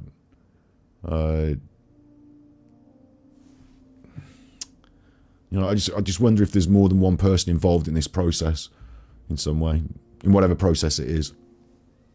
Excuse me, because my wife's...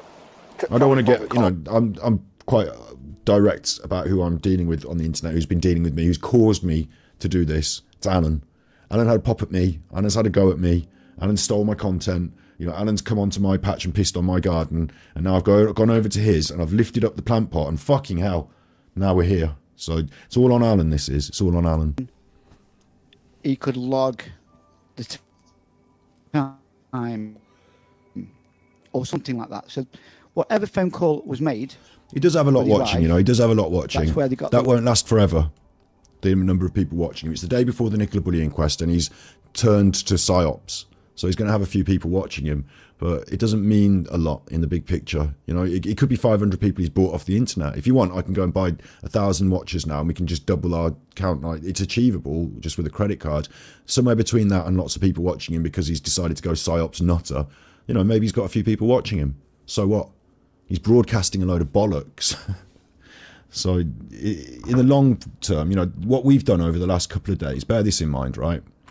What I've done over the last couple of days is I've done hours of analysis on the police, which led to, and we didn't even finish it necessarily, but it led to a revelation about the timeline with Paul Ansell, which I don't remember anyone else saying. Don't care if I'm first or anything. For me, it was fresh, and it was a real inconsistency and a new red flag that came out of it. So I think I've done a good deal of good work there on the serious topic. On the B-side, you know, we've done our B-side streams. We've had a lot of fun there as well. I've been editing this. I put this up. Now imagine the content I've produced over the last 3 or 4 days compared to the crap that Alan's pumped out over the last 3 or 4 weeks. I'm not going to lose a content battle with Alan. In the short term, on the Nicola Bulley case, because he's prepared to scrape the barrel, because he's prepared to do things like, you know, that photograph of Nicola's drive, and it was from the front of the house, and you can see more of the house. I've got sent that weeks before Alan had it, but I'm not prepared to show it because her children might live there, and it's just too much. Like, yes, I could get 10,000 views out of it, but it would tarnish me with looking like a dirty grubber. So I'm not prepared to do it. You know, my reputation and my values and my ethics are more important to me, really. I mess about, of course. I have a laugh, you know, my reputation.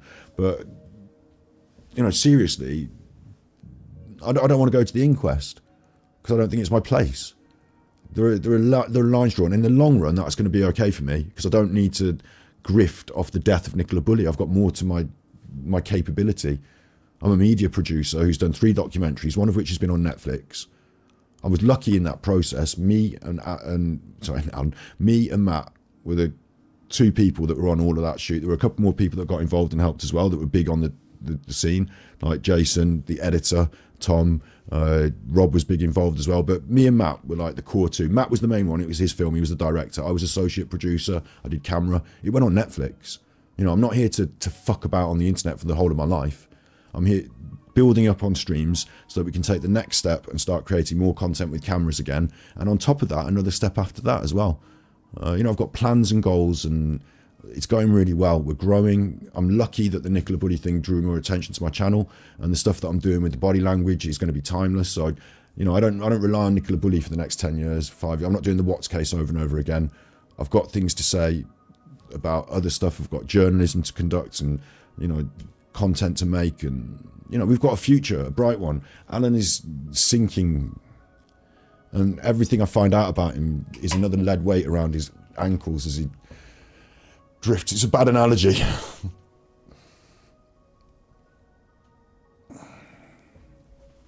Of course you're getting deleted in his chat, of course. They're hyper vigilant. He's probably told them there's going to be loads of trolls today because Scott's going to do some trolling, you know. Alan, I was saying as well... I'm not trolling, am I? The thought that I've had about this case as well, and it would be a perfect way of programming.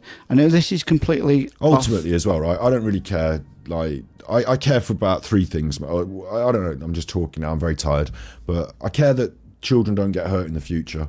That if there is a sinister side to what Alan's doing, it gets exposed and stopped. You know, that would be really important. I can't, on my own, uncover, like, let's say, for example, there's a guy on the internet called Tony. I mean, it's stupid for me to use analogies and stuff. We all know we're talking about Alan. But let's say, for example, he was doing some really dodgy shit behind the scenes. I'd have to uncover the facts and the evidence so the police could get involved, and then it could stop. But on my own, I don't know how far I can do that. I just don't know what I'm capable of, you know. I can try. Eileen, you're not being deleted here. No. I can try and find stuff out. I don't know how far I can go with that. But then that keeps him safe from me and the police if that sort of stuff is going on to a level, doesn't it? What I can do, though, is I can show you all the things I can discover. I can make those videos, and the stuff we've said today that I've talked about, maybe if, maybe but, and I've got the clips. We'll put them together, you know. I'm not scared of him taking me to court because I've got all the stuff ready. So that'll be fine. The thing is, though, right, it's about what people think and what people perceive of him on the internet. Really, isn't it? I can't stop whatever's going on behind the scenes in his life. I can't deal with his day-to-day goings-on behind the scenes in his life. But in our wheelhouse, in my ballpark, you've come on the internet and you've stolen my video and you've been rude and mean to me. Then I've seen you doing it to other people. You've done it to Eddie. You've stolen the content. That's all, again, a minor. But then you were bullying women yesterday. And now we've got this. What really, for Alan on the internet, the area that I can be a functional part of is if these people in his chat stop turning up, if they stop giving him money, if the spanners see this other side to him. I don't know if they will. I don't know if, I don't know the psychology of the spanner, you know. I'd like to get them on and talk to them about stuff. Even if they want to row at me, I'd like to find out how they think. But if he loses 50% of that, he's done. Done. He's on the way to doing it himself at the moment by showing all this psyops rubbish. But what will happen with the psyops rubbish is there's like this thing called churn on YouTube. So you some people new come, some people leave, some new come, some people leave. To stay afloat, you're going to be losing subs if you do nothing. You need some new people. It's not always just about growth, it's about churn sometimes. So he's going to replace some people who have been on his channel and thought, this is rubbish, I don't really like you. You're saying the same thing again, Alan. That last episode about metadata was fucking shit. So those people will disappear. The psyops people will come in now, and it will appear that he's, still bubbling and still going because he's got a churn. They're going to have a few weeks looking at his stuff before they realise it's shit, and they'll be gone. He needs to keep this churn going on. It's a bad move for Alan, of course, to go in that psyops world. But for me, as I say, I think I can only do my utmost best to show the truth, and then let people decide and make up for their own mind. And for Alan, if these people in his chat see the truth and are open to it, I mean, in their thing, they're always talking about investigation, open minds, and, the truth finding. If they can see this and understand it, like Liz is there asking people again. to... I couldn't be happier. Happy sent tippies. Thank you very much. Big up Scotty. There once was a weirdo named Alan who sang duets with kids, but a scoundrel man. He lied and he cheated. His reputation defeated a nasty soul with a deceitful plan. In rhyme. Super Chuffer owes 3 hugs. Thank you, I appreciate the rhyming tips. Just to be clear, the kids duetted with Alan.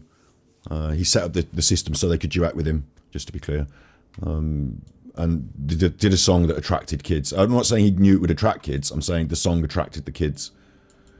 Just to be clear what I'm saying. So the issue Alan's got, like I said, is that if people drift away from his channel, it's done. You know, how many more people are going to die in mysterious circumstances to keep him afloat? It's done. He's scraping the barrel now. You've got this stuff now that's out in the public now that I've put it out there. Some of it was already out before in the public. You've got, I personally, you know, and if anyone from like the other channels like Martin D and Genetic Code, you know, Val, anyone else is listening to me, I don't think people give a shit about the Chris Watts case anymore. The people that do have donated to that crowdfund and he's getting sued, so that's going on. But and obviously people do, you do, and all, but new people on the internet, this churn, this. I'm new to Armchair Detective in 2023. I've heard about the Nicola Bully case, and I'm a normal sort of person. I go to Waitrose, and you know, like done my shopping, and I'm at home now with my cream tea, and I just thought I'd listen to some true crime stuff on the internet. And there's this Alan, and he's a bit of a suave guy. Oh, the 60s, you know, bit of my age, my generation, and like, you know, people fall for his little charm. It's those people. If they stop coming, yeah, I think he's got a huge problem. But also, you realise when they do come and you say Chris Watts case, they don't care, they don't understand, they don't know. Even me as a new Alan detractor, I don't know about that stuff. And I know it's bad what he's done, but looking into it, going over the details, it's almost like a true crime investigation into itself, because it is. You know, he's the criminal of defamation, the crime of the civil crime of defamation. And like, it's almost like too much for people. It's like a complicated, nuanced thing for them to understand, really. Oh, he's been doing video. It's a simple thing. He's been doing all these horrible videos about people. Simple, but you know, it doesn't hit home. Some of the stuff that we've done today will hit home a lot harder. Some of the stuff we've got coming up in the future will also hit home a bit. Maybe it's editing style, maybe it's content, and maybe it's about talking on a more modern level about some more serious things that's going to make this difference. So no offense to any of those channels. I love their work. I'm always shouting them out. I hope that we can do something, you know, me, them, everyone else, can do something different as well, on a slightly different nuance, to win the hearts and minds. Because this is what it's about. It's about making people understand the truth. And the people that need to understand it most are the people, like I just said in his chat, someone put, please subscribe to Underground Citizen. No, I don't want that one. Please donate to Alan's PayPal, someone put. Lisa S. Please consider donating to AD's PayPal. Like, you wouldn't put that in there if, do you know what I mean? You wouldn't want to support this man with money. You know, Maria Solars, who is quite a reasonable person, I'm assuming she hasn't seen what I'm saying, because she wouldn't want to be in his chat. You know, and those people have got to start waking up to this. And what's going to happen to Alan then? You know, behind the scenes, police involvement, further investigation, local people, further knowledge, someone come out and say something publicly from his history, you know, then you've got a case that can be, you know, really serious. Me on my computer, you know, doing my investigation, will do what I can, and like I said, I think that's the situation.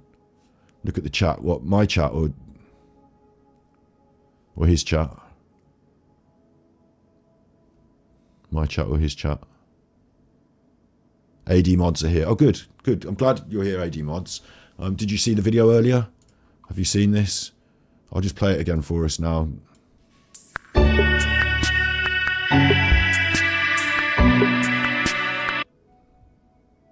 To the best of my knowledge, Alan Winnecombe is not a paedophile. I have no direct evidence that Alan Winnecombe is a paedophile. Nosy Nana, I'm not saying big ups. Alan, you were here yesterday. Is a paedophile.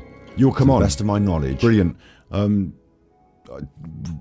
think we should set it up and not do it right now. I think we should do it as an episode. I need to talk to you first. When I saw this video, I need to talk to you to confirm that the kit works and that you're happy with certain premise, like the groundwork. You know that I'm not going to set you up in a bad way.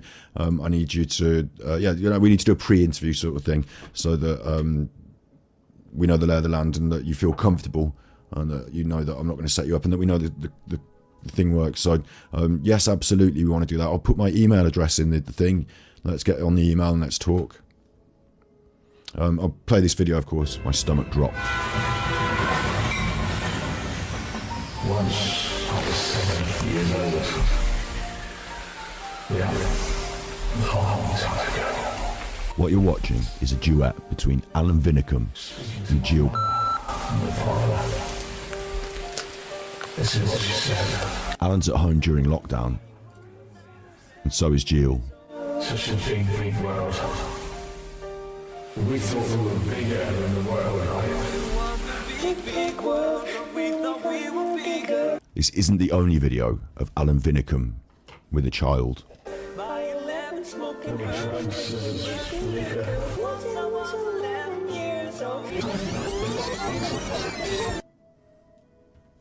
Once I was 7 years old.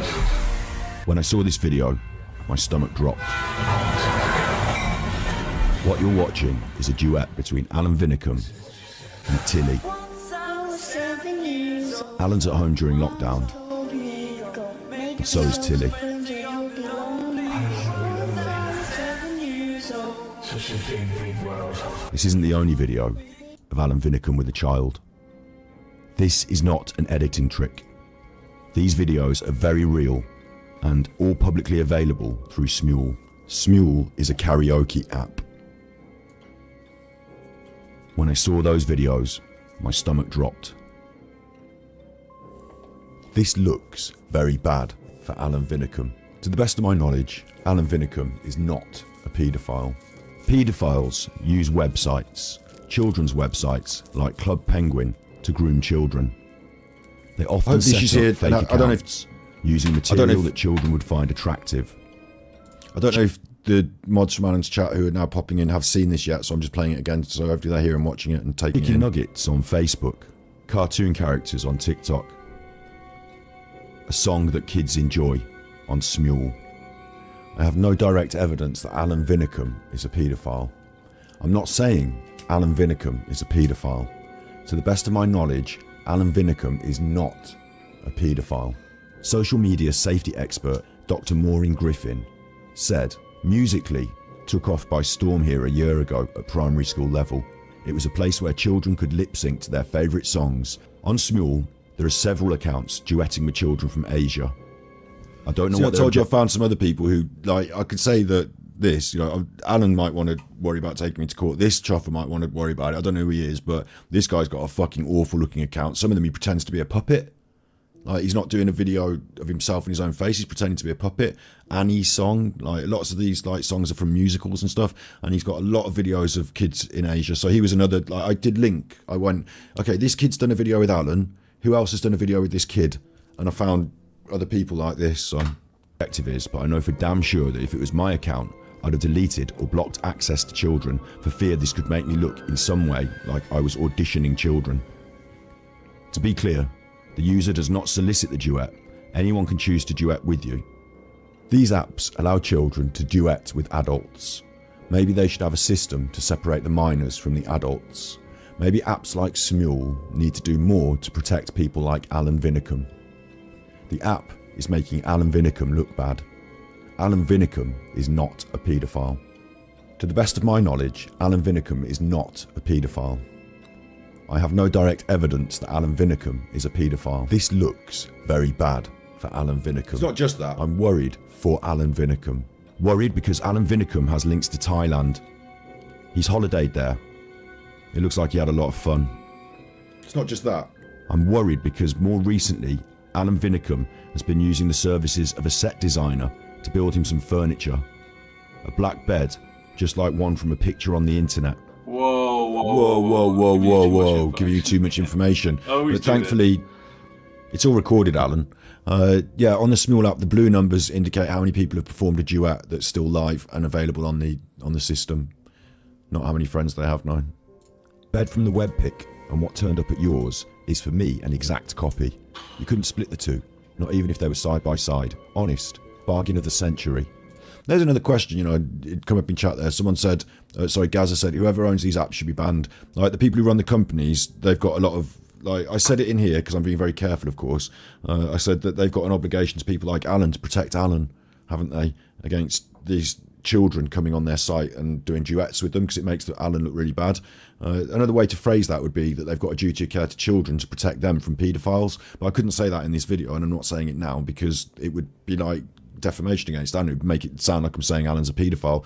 So I'm saying that they need to protect people like Alan from these. But then again, maybe I don't know. If it was me, like I said, and I'd look at that and I'd go, fucking hell, that looks awful, and I'd just delete it. I'd probably bin off the whole app. I don't need that app. So yeah, good question in chat there, or point to be made. Whoever owns these apps should be banned. Not just the people that run the apps, maybe. Like they need. I'm paraphrasing your question in two ways here. Like the people who run the apps, they need to be getting their heads checked because this stuff's going on their apps. It wasn't just Smule, it was other apps we saw from that doctor who was a specialist that I found in that media report. That it was other apps as well, but Smule is very much the same as some of those other apps in the way it operates and the way the people on it operate. And it makes you question who would want those apps. Because when we first found out that Alan was on Smule, I was like, what the fuck is Smule? And like one of my sister's friends has got it and they do duets, and they confirmed with me, yeah, kids can just, like, sometimes I've got people doing duets with me and they're kids, and I'm like, well, fuck it. But then they're like, you know, they're a 20-something-year-old female, so it doesn't seem as weird.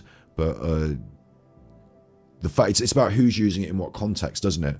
You know, if my teenager was on Smule, I'd be like, well, okay, you've done a duet with someone like, you know, 7 years old, but you're all kids messing about on Smule. But if someone, I don't know how old Alan was or is, and you know, necessarily, but you know, 60-something, 70-something-year-old man is on Smule. It seems contextually very different, and so do Alan's performances and the things he does on Smule. They're not like when you or I would use Smule, right? You know, the way he uses it, the context of what's going on here seems really fucking weird, doesn't it? So it's not just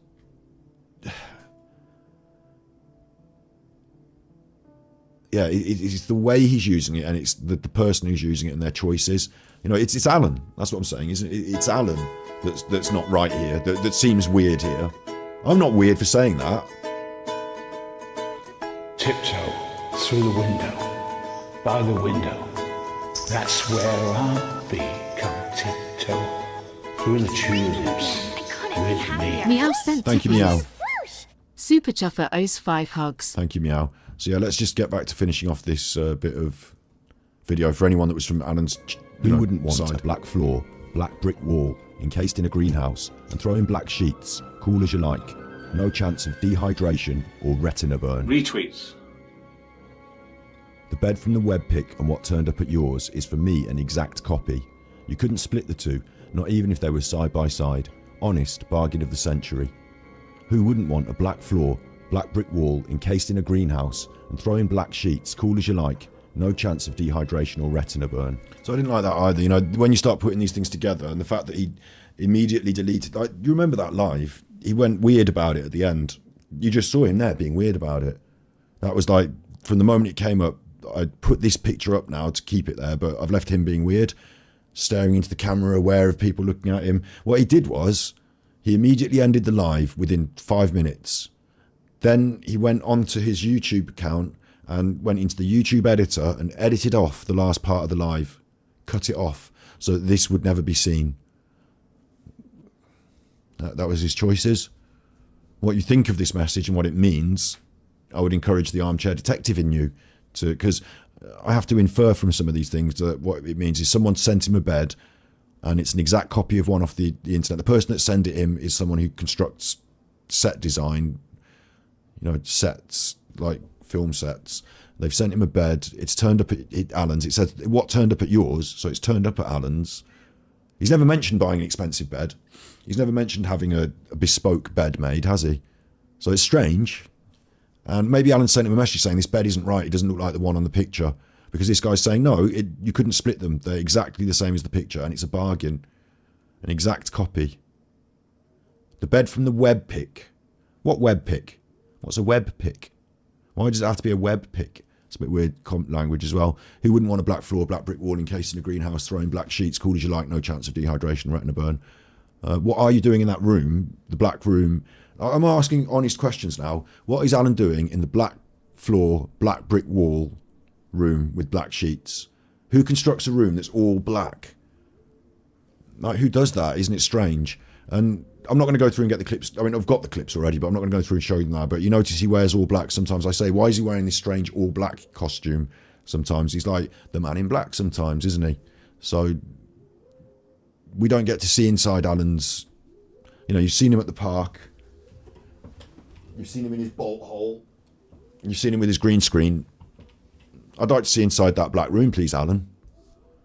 I'd like you to explain to me what the black room is for and where it is and what it's for. If it's just for filming, then let's do some filming in it. Let's do some detective filming in it and let's see it. Let's have a look at the bed. Can I have a look at the web picture that this bed was from? The web picture. Can I have a look at that? You know, it's those sort of questions I've got. And so should you if you're one of Alan's followers, because you're paying for this stuff. Oh, he's finished now. He's finished. Let's see what he finished with. I've outlasted him then. It's about courtesy early doors, and I do mention. He started his channel 2 days before the missing, didn't he? Oh God! And people as well. I don't know the name of the channel, I'll pass it over to Alan. But she's done 3 or 4 parts, and she's fantastic. I think she's an American girl. You know what? This is going to be one of these today where you're going to be able to do report misinformation. I'm guessing. Because if he's got that nutter on to talk a load of bollocks, and now he's saying that Curtis Media started his channel just 2 days before and it's a psyop, you know, Alan's going into dangerous territory for his content there. I don't know why he would do this. And she puts a lot together and shows you that there's been 2 shots of that crime. Yeah, I want to see that. In chat, I do see you asking the questions, and I will say, from our investigations, I can confirm that hot lights used for filming caused retina burn. I can confirm that dehydration is a problem on film sets where people are under lights. I can confirm that. That's an option. I definitely want to see that. Very interesting. She'd be good to have on your show, Alan. She's very good. All right, well, you know. Time for bed, says Ebony. You want to come back another time? Because I didn't get through your film. He's ready to bin him off. I'd like, to go through a bit of the hidden truth too as well, because there's some very interesting, you know, some. If I give you some timeline, if you get your sound levels right, Alan, because that guy's so fucking loud compared to you. If you get your sound levels right, it might be better. I think we'll cut something out. Yeah, definitely. Yeah. I enjoyed that, mate. Thanks very much. Thank you so much for having me, and thank you for all your subs and everybody else. You know, good luck with the inquest, and let's hope we get some answers. Listen, to say that the 7/7 bombings are a psyop, that's something else. To say that the 7/7 bombings are a psyop. It's raining again. I couldn't be happier. Swish! Paul's spooky attic sent tippies. The detective's dark closet. Super Chuffer owes 3 hugs. That's it, isn't it? We've only just, all we've got is, you know, instead of being able to see right into his dark closet, so to speak, all I've got is what he's accidentally shown me on the internet because he's a buffoon, and what he's alluded to in conversations because he's an arrogant prick. That's all I've got, really. Alan talks about bluff and, you know, poker and stuff. I'm not bluffing. I'm revealing cards today. And lo and behold, Alan, he used to have an ace in his hand, but he dropped it on the floor and gave it me. And now I've got it, and I'm just showing it. Oh, there's an ace. So chips are starting to get put on the table now. You know, poker analogies. I'm mixing my metaphors maybe, but yeah, I'm not seeing inside that dark closet. You know, I'm not seeing the other cards. I don't know what's really in the deck completely, but we're turning them over. It's, you know, it's like a bit like. To tell you what it's a bit like for me. It's a bit like, I don't want to do jokes now, but it's a bit like Bruce Forsyth, isn't it? Higher than a 2, I see a 3. A 3. Hey! What am I going to turn over next? You know, ACW. No, you're not blocked. No. What a very, very nice man, isn't he? You're not, are you, Alan? You're not a nice man. He's respectful, and there's no way he will ever become a troll. See, he's on the trolls. He's on the trolls. It's on his mind, isn't it? He's respectful and he won't become a troll. He's a nutter, Alan. He's a nutter. What a nice man. You're going to try and slander my character in some way I'm not nice because I'm concerned with the welfare of children. Because you're going to say that in some way I'm not nice because I hold you to account for your ill deeds. Like I've said this before, it's a battle here between good and evil. I'm on the side of good. I feel like in life, I have this constant battle between good and evil. And I'm on the side of good.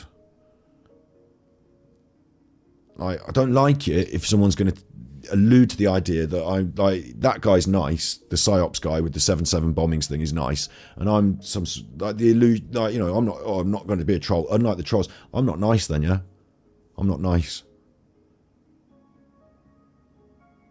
I mean, I don't know if Save the Children think I'm trolling them, or if UNICEF think I'm trolling them, or if the what did we do as well this year? We gave dogs as well, didn't we? Blind guide dogs for the blind. They don't think I'm trolling them. I want to give them money. Is everyone in chat okay from the content? That's a good concept, B-Collect Jog. Yeah, is everyone okay in chat from the content? I'm sorry I didn't have just like a trigger warning and a soft landing, really. It is what it is, isn't it? I don't feel like I'm at fault necessarily because it's Alan's fault, but yeah, let's just let him sign off from his episode and then we'll sign off from ours. What a nice man. What a very, very nice man. Isn't he? And do you know what? He's respectful, and there's no way he will ever become a troll. He's just a nice person. I wish everybody was like that. Let's work together. Okay, tomorrow I'm going to be live. I don't know what time. Yeah, because you don't know what's going on with your life, though, you know, Alan. Don't know what's going on with your life. And I don't know who else he's got to have a phone call to now, or we'll be phoning him. You know, I assume Rivier Murray, set design, won't want to have a conversation with him, or me. I'm quite happy to have him on the show. Sorry that I revealed your personal... Alan revealed your personal details on the internet, and I reported on it. Like, showed your stuff that you publicly post about your business. Sorry about that. Well, I'm not sorry, am I? Like... If you'd like to come on and tell me all about the bed that you've been making for Alan, I'd love to hear it, you know. My team, I'm open around 10 o'clock. I'm hoping to be live around 10 o'clock. I'm going to see what That's the news... early. I want to see what the media's doing. Is the media covering it? I don't know. He doesn't know, you see. He doesn't know. He doesn't know what he's doing. He hasn't even... Flies by the seat of his pants. I know what I'm going to be doing. I know that I'm not going to be getting up at 10 o'clock for it, because by the time I sit and do... Like, after an hour of it, after 10 o'clock, I'd have done, like, you know, one small thing and be waiting to drip feed the rest thing. It'd be a mistake to sit there.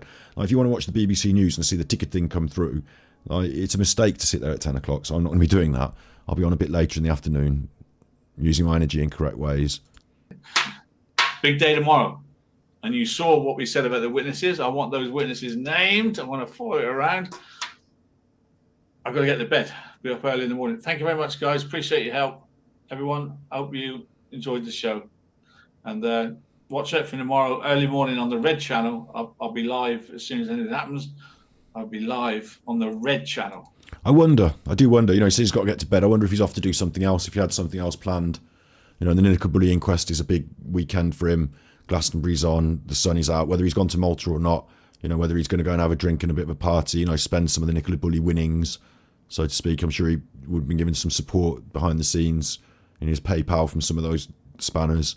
You know, I wonder if he's thinking it's a celebration weekend for him. He's going to make big bank, and all he has to do is get up tomorrow and put BBC News on his stream and then let it roll. You know, I do wonder what he's up to now. Again, you know, all sort of other stuff to wonder about, isn't there, that I can't really, you know, say that I'm wondering about so clearly. In some ways, I wouldn't want to, because it might open me up for defamation stuff. But, you know, I wonder what Alan's busy with of his time in the evenings, because he seems to be quite busy, doesn't he, fitting in his streams around his busy lifestyle of doing fucking nothing. But obviously behind the scenes stuff is going on, because I didn't know he was having beds made. I didn't know,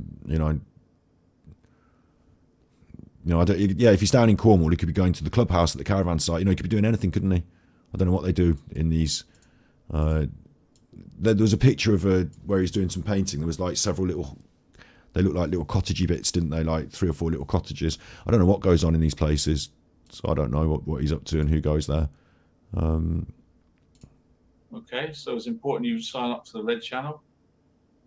We'll put that in chat now. The reason that we're questioning where he is because his background is different. I think it's Cornish bolt hole. That's what my feeling is on it.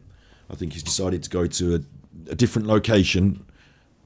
I'm surprised if he would not be in his usual seat for the armchair can be moved as well. You can put that in the back of your car or whatever, so don't worry about that. But I'm surprised if he's not in his usual position for the Nicola Bully inquest, because it would be a mistake to rely on somebody else's internet. I mean, your own internet's shit anyway, but like, you'd want to be in your your most comfortable position to do the best job you can. But then I think he's so arrogant that he would just be off spending the money in advance already. You want to watch some cat videos now? Okay. Okay. Thanks very much. And thanks to Daz for all his help. The Underground Citizen. Join his table. Join his channel. Subscribe. Nice man. Good night.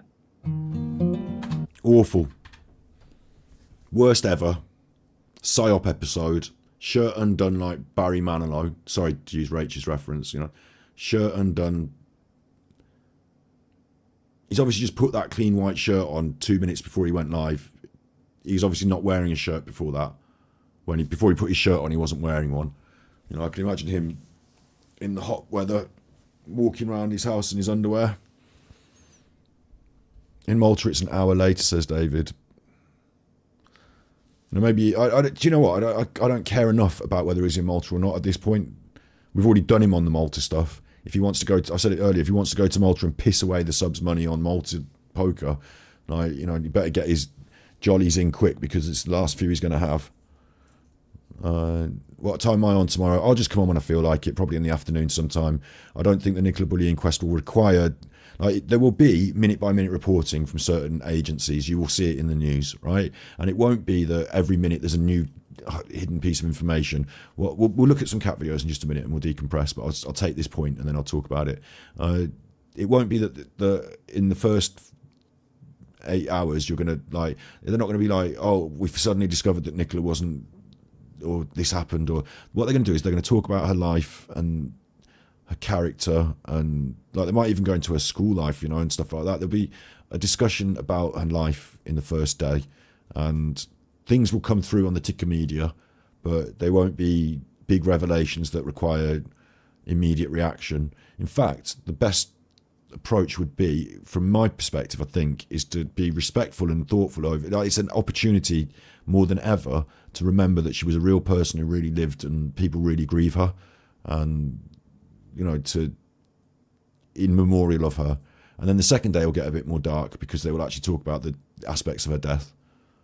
And we'll have to pore over the details of the autopsy report, which I don't think we'll get immediately. I think we'll have to make either someone will make a freedom of information request and get it, and it will come public, and I won't have to then make my own, but we'll all get, you know, access to this public information. But yeah, and the outcome, again, we do, yeah, like the outcome is very unlikely to be anything other than open verdict, misadventure. You know, anyone expecting some big revelation or surprise, and the fact that we already know that, you know, it doesn't mean that they're doing some cover up because there's not enough evidence to prove that she was murdered. Like the police, if the police had enough evidence, we wouldn't be in this situation, would we? So we're going to hopefully, you know, get big up stargazing in chat. We're going to hopefully get some information, some new things. It would be tactless and what's the word? Like, you know, not having good ethics and morals and being disrespectful to jump on a tiny piece of information that you get fed through the mainstream media on the day of her thing and do it. Nicola Bulley this and Nicola Bulley that, and like, you know, here's my views and here's my semi-super chats. You know, I just don't feel like that about it. But yeah, I will be on tomorrow covering it in the afternoon, and then we'll probably like follow through to an evening broadcast in some way. Or we might do Alanwatch, you know, in the evening broadcast. Yeah, same as Maddie. I think same as Maddie. Yeah, and when some time passes, there'll be a bit more. Yeah, we'll do some decompress now. We'll do some decompress. Big up stargazing in chat. I'd also like to say to anyone that's sending me Discord messages or tweets or anything, over the last few days and weeks, as you all know, I feel pretty fucked up from reducing my metazapine dose. Plus, I've had this bollocks on my shoulders, right? I've known about this, before we decompress, I've known about this for a few weeks now. Since he did this, I started my investigation onto it and found some dark stuff. We had a stream where we were watching his Smule, and then randomly, like, you know, because I was going through his Smule videos, watching him do this. Tiptoe from the garden and we were having a big laugh, and then I found a video with a kid, and it just, like, the laughter stopped, you know what I mean? So from that moment, I closed that stream. Those that were in there knew it happened, so, you know, they knew. And I told them, don't tell anyone, you know, let's be quiet about this, because I need to do investigation first before we start throwing the information out there. So once I'd done the investigation, like, that's a process that I had to do, and then I had to edit the video. So behind the scenes, I've been a little bit busier, and it's not been publicly, like, it looks like Scott's busy because, you know, he's not on stream, or he's not answering the messages, or he's whatever. Like, I'm sure today I've put my email in chat. I'm sure I've got loads of emails to look at now. I've also been trying to contact people that have been involved in Alan's past, so that I can, like, not his family, I haven't gone there, but, you know, in the future that's an option that can be taken up by proper agencies maybe. But or maybe we can, you know, maybe we go there. I'm really hoping that someone from his past maybe gets to see, not this long stream today, but that little video I made earlier. If it gets shared on Facebook and stuff, you know, you've all got the obligation to do that now. If someone in Western Superman saw that and was like, that's that guy that did ... and came forward, then there's discussions to follow up, aren't there, and stuff. So yeah, I do need a break from this stuff, but I wanted to apologise to all the mimps and all the chuffragettes and all the supporters and all people that I'm supposed to be talking to in chats. That I think I tried to make it clear a little bit of time ago that I was feeling overworked, tired.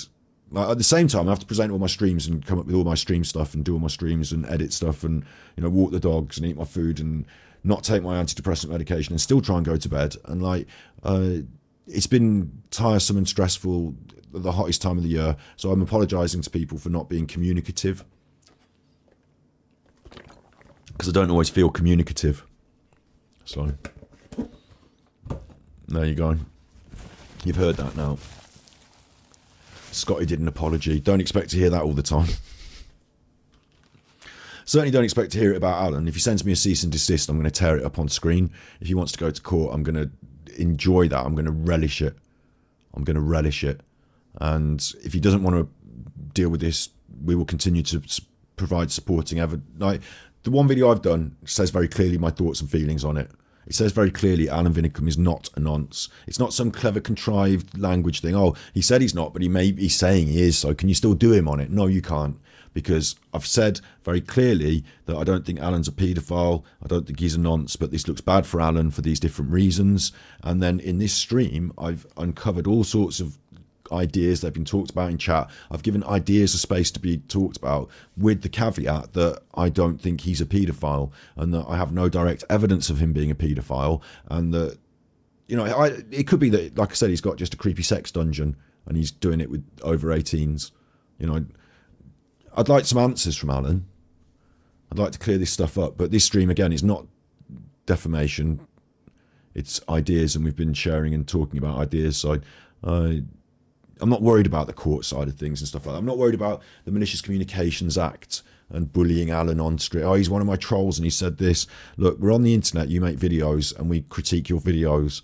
So I'm not worried about the Malicious Communications Act and stuff like that. I'm not threatening people or harassing them, you know.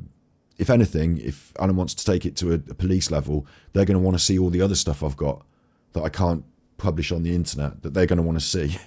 So then maybe we could see what's on your hard drive, Alan. You know?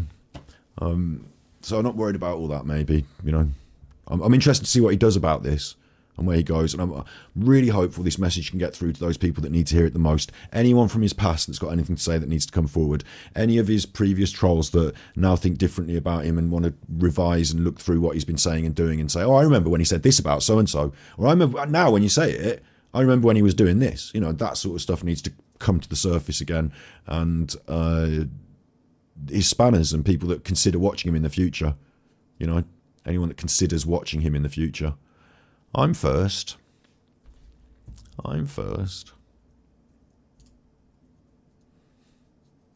They can't, you know how Paul slips up and stuff like that. You know, criminals can't keep it up forever, can they? The mask slips, doesn't it? Like, it feels like Anna's having one of those sort of moments.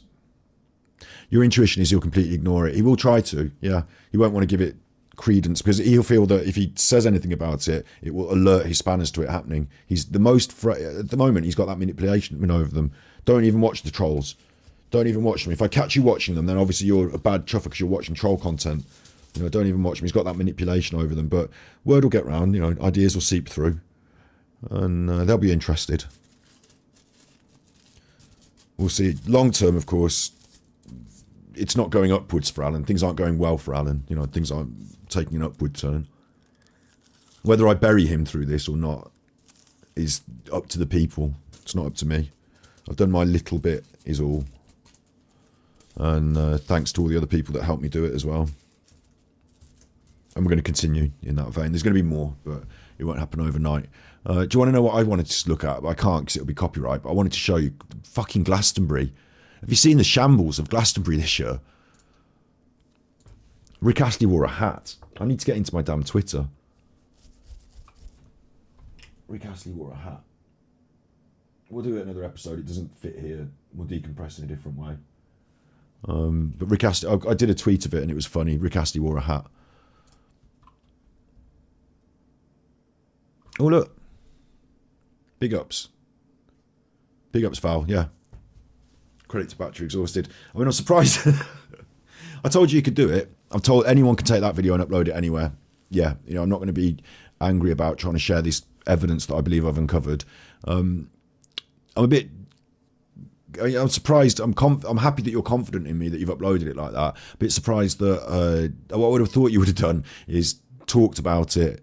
You know, showed the video, talked about it, done that sort of thing, rather than just upload it wholesale. But I'm okay with that. You know, if you want to upload it wholesale. The other thing is that it's all on my head here. That's now on your head. You're publishing that. So, like, I've been very careful, hopefully, to be on the right side of defamation. I'm glad that you trust me, but bear in mind that is on. I'm not trying to scare you off doing it. I'm assuming you feel confident as I do, but I want you to understand what's happening. So at the moment, everything I've said is on my head. No other mimps, nobody that sent me a clip. It's all on my head.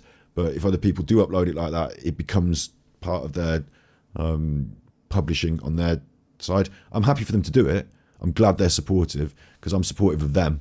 You know, I believe in them and their testimony, and I believe their hearts are in the right place and that they know more than me about this. So I'm happy to see that, you know. Happy to see that.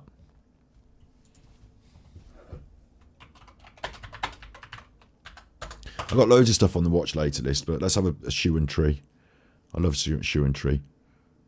This one's captivating because of all the fur, but it makes me feel bad because he got in such a matted mess. So we won't watch that one. We'll watch a different one.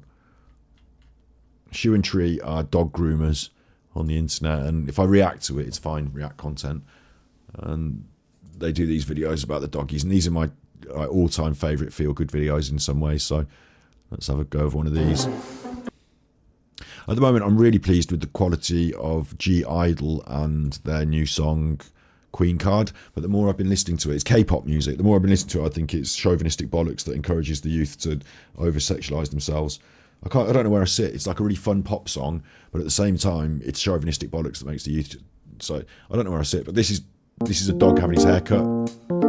I've been off their music for the copyright, and I'll put on some of our own background sounds, which have obviously run out in the background. Where have they gone? Where have they gone, my background sounds? Here we are. Background sounds, dog grooming, come on.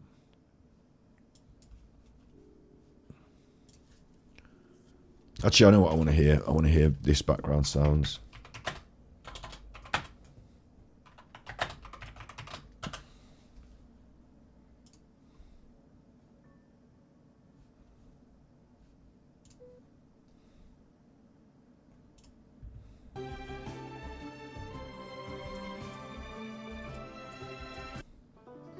Have a little bit of the Genshin Impact music to make me feel good. Look at this chuffer having his haircut. Look at this chuffer having his haircut. Look, I love it. They go sleepy when they have their haircut, don't they? This one's not so sleepy. This one's got a lot of pep. Careful around there. Have to work on the tail. Look at that little face. Look at that little face. Ooh. Ooh. They need to get hold of the face. You don't want to have the face. Oh, you got hold of your face now. Didn't want to have that done, did he? They got hold of your face now. He's putting up with it, though. Look at you. Look at your little chops. That was only a short one, 1 minute 40. That was only a short one. We got more than that. That little face. What's this? Is that a dog? That's what my Marlowe looked like when he was a little puppy. I always wanted to keep his puppy fur. It's raining again. I couldn't be happier. Swish and then whoosh. Bad Gambler sent tippies. I will put a $5 towards a 90s rave night at Marsh Farm, but I need 5 pills. Super Chuffer owes 3 hugs. Big ups, Bad Gambler. I understand you had a difficult day today. Big ups. You know, big ups. We just got to keep pushing forward together and do our best, haven't we? You know, the best that we can in the time we've got. Big ups. That's what my dog looked like when he was a puppin. When he was a puppin, he got the frizzy fur like that, and I wanted to keep it forever. Like my mum goes at him with the scissors now. She's like, he can't see. You've got him looking scruffy, and she goes at him with the scissors. But I wanted to keep him looking like that for his whole life. I wanted to keep it. This one looks like it's had one haircut and it's started to grow out a bit funny, maybe. You can't see anything. I always think it's a he, it could be a she. They can't see anything. Look at his little legs going. Look at the little leggies going. Wee, leggis. You little leggis.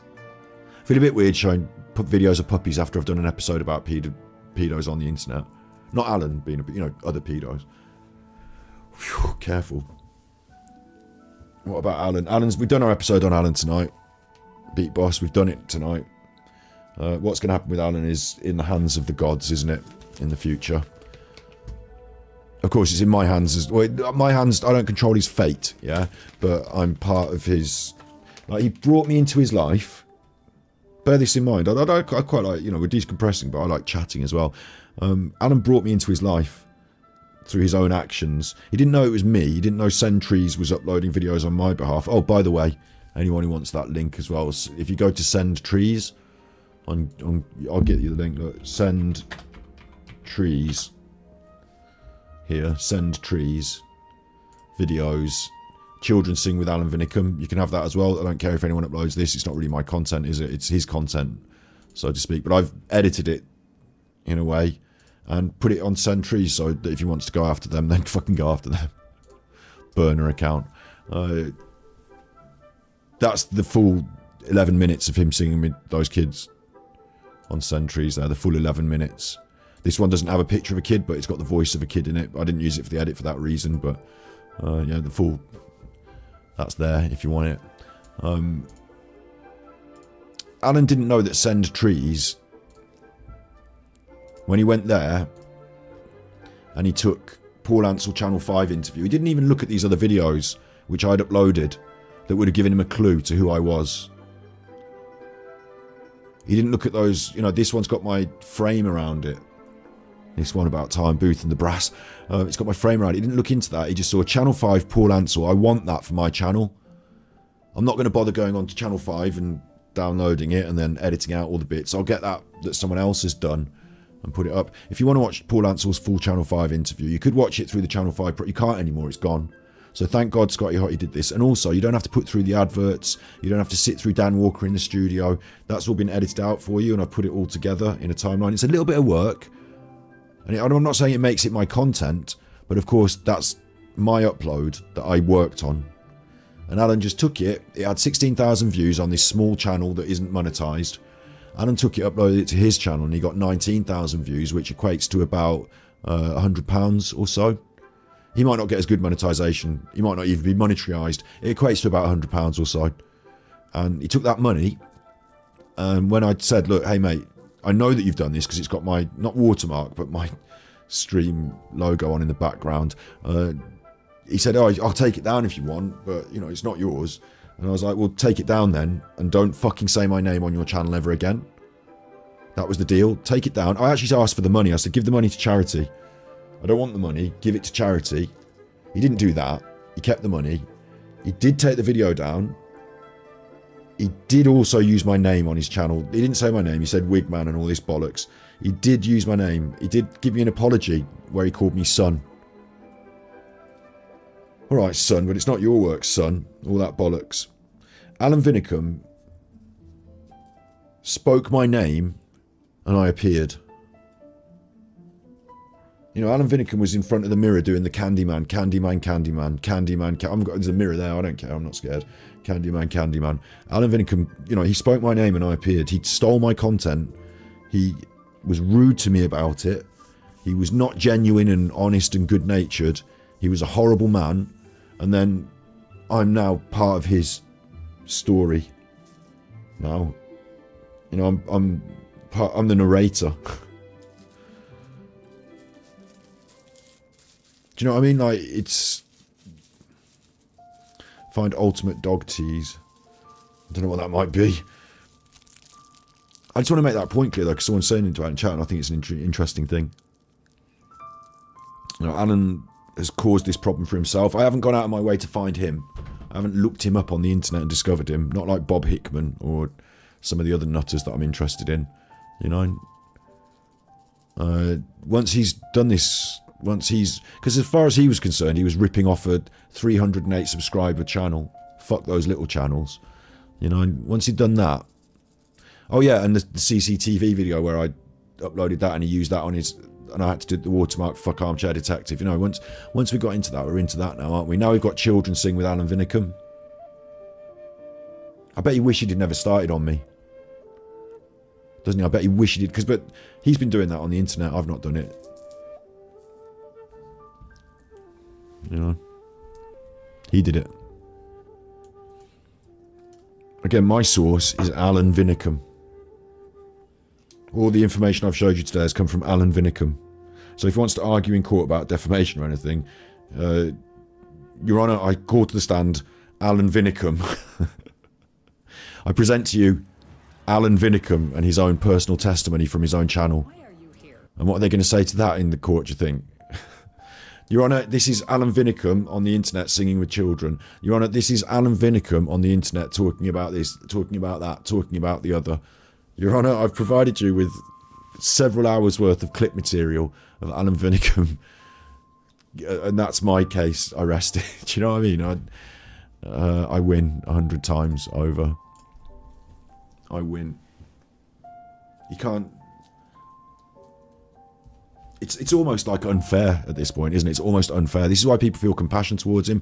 I think my other thing that I think he will do, people have said he'll think he'll ignore it. I think he'll play the victim. I think he'll spin this into a huge conspiracy against Alan, and I think he'll try and save, and I think there's a possibility he might say, and I'm giving him a chance here now, I'm giving him an idea, but if he does this, he's fucking nuts, but, you know, that's why I'm giving him the idea, but there's a possibility he would say, I uncovered the psyops, and now Scott is a... what would I be? I'd be a shill, and I'm, you know, in lieu with the government trying to shut him down. Do you know what I mean? He could say that, but he's really got not many night. Like, good night, Judith. Good night.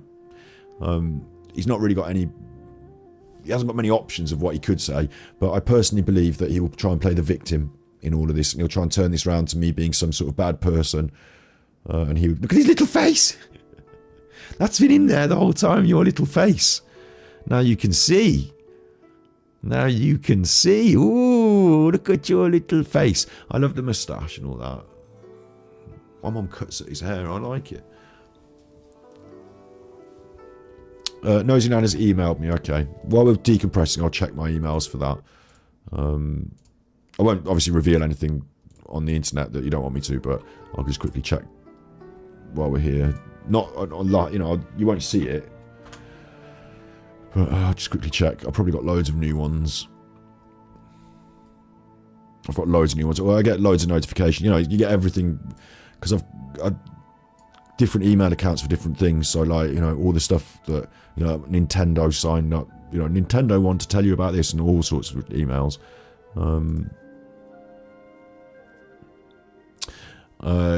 Good, thank you. I want to say thank you, Truth Justice, who I didn't notice that was sending me these things. Yeah, that is evidence that you sent me. Good one. I'll put it in a video.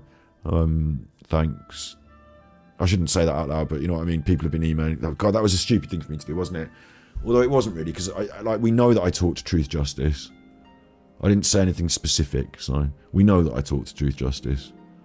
I shout them out all the time and stuff, you know. I think I'm okay. Sorry, Truth Justice, if you feel like I naively... Because I'm tired and I'm not thinking, and at the end of the episode I just, you know, said that because I'm looking at emails now. This is somebody else.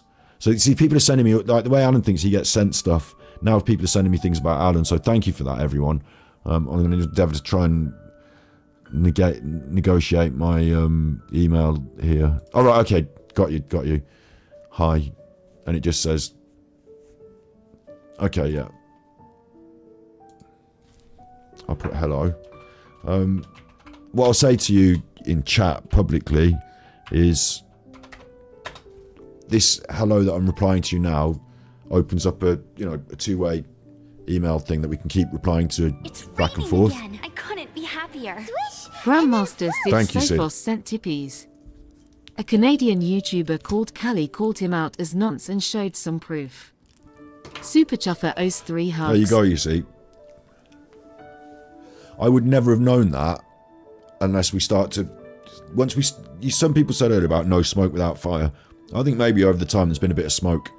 And I don't know about it, but you know, things will come up in people's mind now. I'll have to look into that, thanks. The more and more it comes up, the more and more these things... It feels like very much... Do you remember with Jimmy Savile? I'm not saying that Alan's a paedophile like Jimmy Savile. I'm not saying that. But I'm saying that with Jimmy Savile, there was a moment before he was outed where people still thought of him in this positive way. Even people close to him. Like, some people, like his personal assistant, never stopped believing in him. But eventually they had to face the truth and turn away. And it was almost like a watershed moment. And your perception of him in the public... Oh, I always thought he looked weird. Yeah, but you didn't do anything. And you watched him on the telly and you thought he looked weird. But now you know he's a fucking nonce, Jimmy Savile. Now you know it. You can't unsee it. I think there's like a feeling like that for me about Alan and this situation. And so I feel that more and more people will start to come forward with things they've seen. So I'll have to look into that and put it on the pinboard of things that are on my list of things to do. If any mimps in chat want to take note of what was just said there. Yeah, so Nosy Nana, I have now replied to you. So we've got a back and forth we can conversate in Outlook. The next step is I get you a link. You use the link either on your phone or computer so you can talk to me directly in a video call. It's a private video call that we set up. So it's not an app or anything. Just getting loud, this. Quieten down, you. It's not an app or anything, right? It's a private video call room, and I use that for broadcasting as well. So if you wanted to be on the show, you don't have to show your video. Like, obviously, if I'm talking to you one-to-one, I'd quite like it if you do come on video because I can see you. But you don't have to. And then once you've got that call and it's set up and you know that the system works, if we were to get you on the show, you would use that system. And again, you don't have to have your face on the internet. I can try and disguise voices, although I don't know if I've got the technology. But yeah, and I'm not going to do that now tonight because it's like nearly midnight and I've been through all this thing today. But bear in mind as well, like I said to everyone today, I get a lot of messages, got a lot of back and forth to be going on. But you are quite high priority because, yes, you have been seen in Alan's chat as a spanner and you are prepared to talk to me. So that's a big step forward.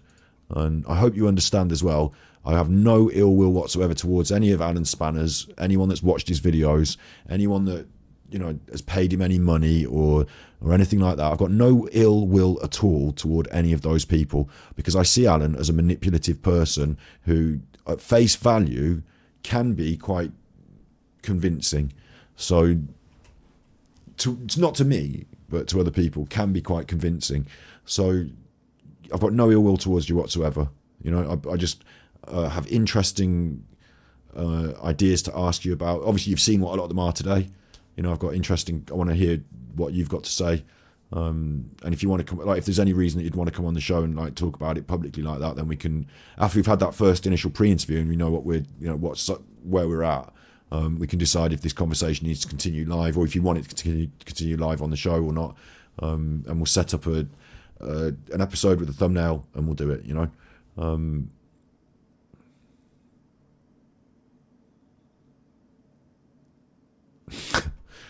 Beat Boss, I don't know about that, so I'm not going to read it out. Again, that one I can't even read out because it's probably on the side of just a little bit too edgy for today's. I mean, normally I'd read out anything edgy, I don't care, but because of Alan trying to attack me for defamation law, because he will now, he'll try and pick anything I've said in today's episode and say, right, got you on defamation. And I've been quite careful, so I don't think he can. And we can argue it in court if he wants to.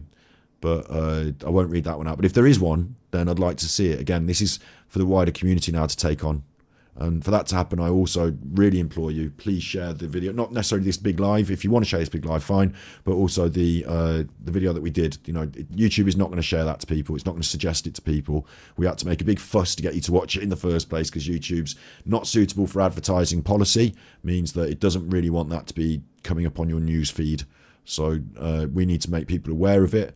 Certainly as a child protection issue. Actually, when I say certainly as a child protection issue, that's the wrong thing to say, isn't it? Because Alan is not a paedophile. I'm talking about Smule. When I say that, I'm talking about Smule as an app. It's raining again. I couldn't be happier. Swish, and then I want you to be understanding what I'm saying. Tippies. Hi Scott, I feel for you regarding coming off the antidepressants. Have you looked at Lion's Manor? My son has started using it and recommended it to me. Must be clean. I'll have a look. Can Thanks. recommend a source if you are interested. It's Red getting Heart easier. Hash. It's getting easier for me. Super Chuffer owes 3 hugs. The mental stuff that I used to suffer from, you know, the depression, the staring into the void, and all that. I've come a long way since then, so it's not mental here now. What it is it's physical symptoms. Like I feel like I can't sleep. I feel hot and like maybe it's something to do with brain chemistry. Also, like I say brain chemistry, it's not affecting my thinking really, but here in my stomach, right here, is like I usually get indigestion, but it's like painful, and it means I can't. When I'm taking the tablets, it gives me an appetite, so I eat more, and now I'm eating less because I don't have that side effect of the tablet, and also I've got painful, hurty tummy, so I don't feel like eating as much, and that must have a knock-on effect. So once it's all worn through my system, I'm sure that I'll start to feel healthier and do more healthy stuff and eat more healthy food, and it'll just be a positive move forward. So don't worry about me, everyone. You know, I'm good. The reason I'm able to speak about mental health on the internet and, you know, share all this stuff is because I'm strong and I'm good. So don't worry about that. Busy Bee's back, fair enough. You see, I didn't ban them, I just timed them out. Even, you know, I've just accused Alan of being a P word again. No, I didn't. So I'm glad you spotted it because I'm being very careful. You know, I can say things and talk about things and ideas. I was saying about the Smule app, wasn't I? I was saying that the ideas that we come up today, you know, and stuff like that. In fact, I've forgotten exactly what I was saying, but I definitely categorised it by saying I was talking about the app, not Alan, just so that to confirm, because it could sound like I was talking about Alan there. But no, I think I'm good. I think I'm good. If you want to go through it all in court, let's go. Like, honestly, that would be the best thing for me. Could you imagine? Like, I'd be allowed to talk about it. There wouldn't be any sort of non-disclosure agreement. I couldn't talk about the fact that Alan's taken me. You know, I'd be able to talk about it. All the things that would be said in court would be public. So everything I could present in court would end up public information in court. Alan would have to defend himself. That would then be public. And then afterward, we could talk about it all. You know, win or lose, whatever the result, I could talk about it all.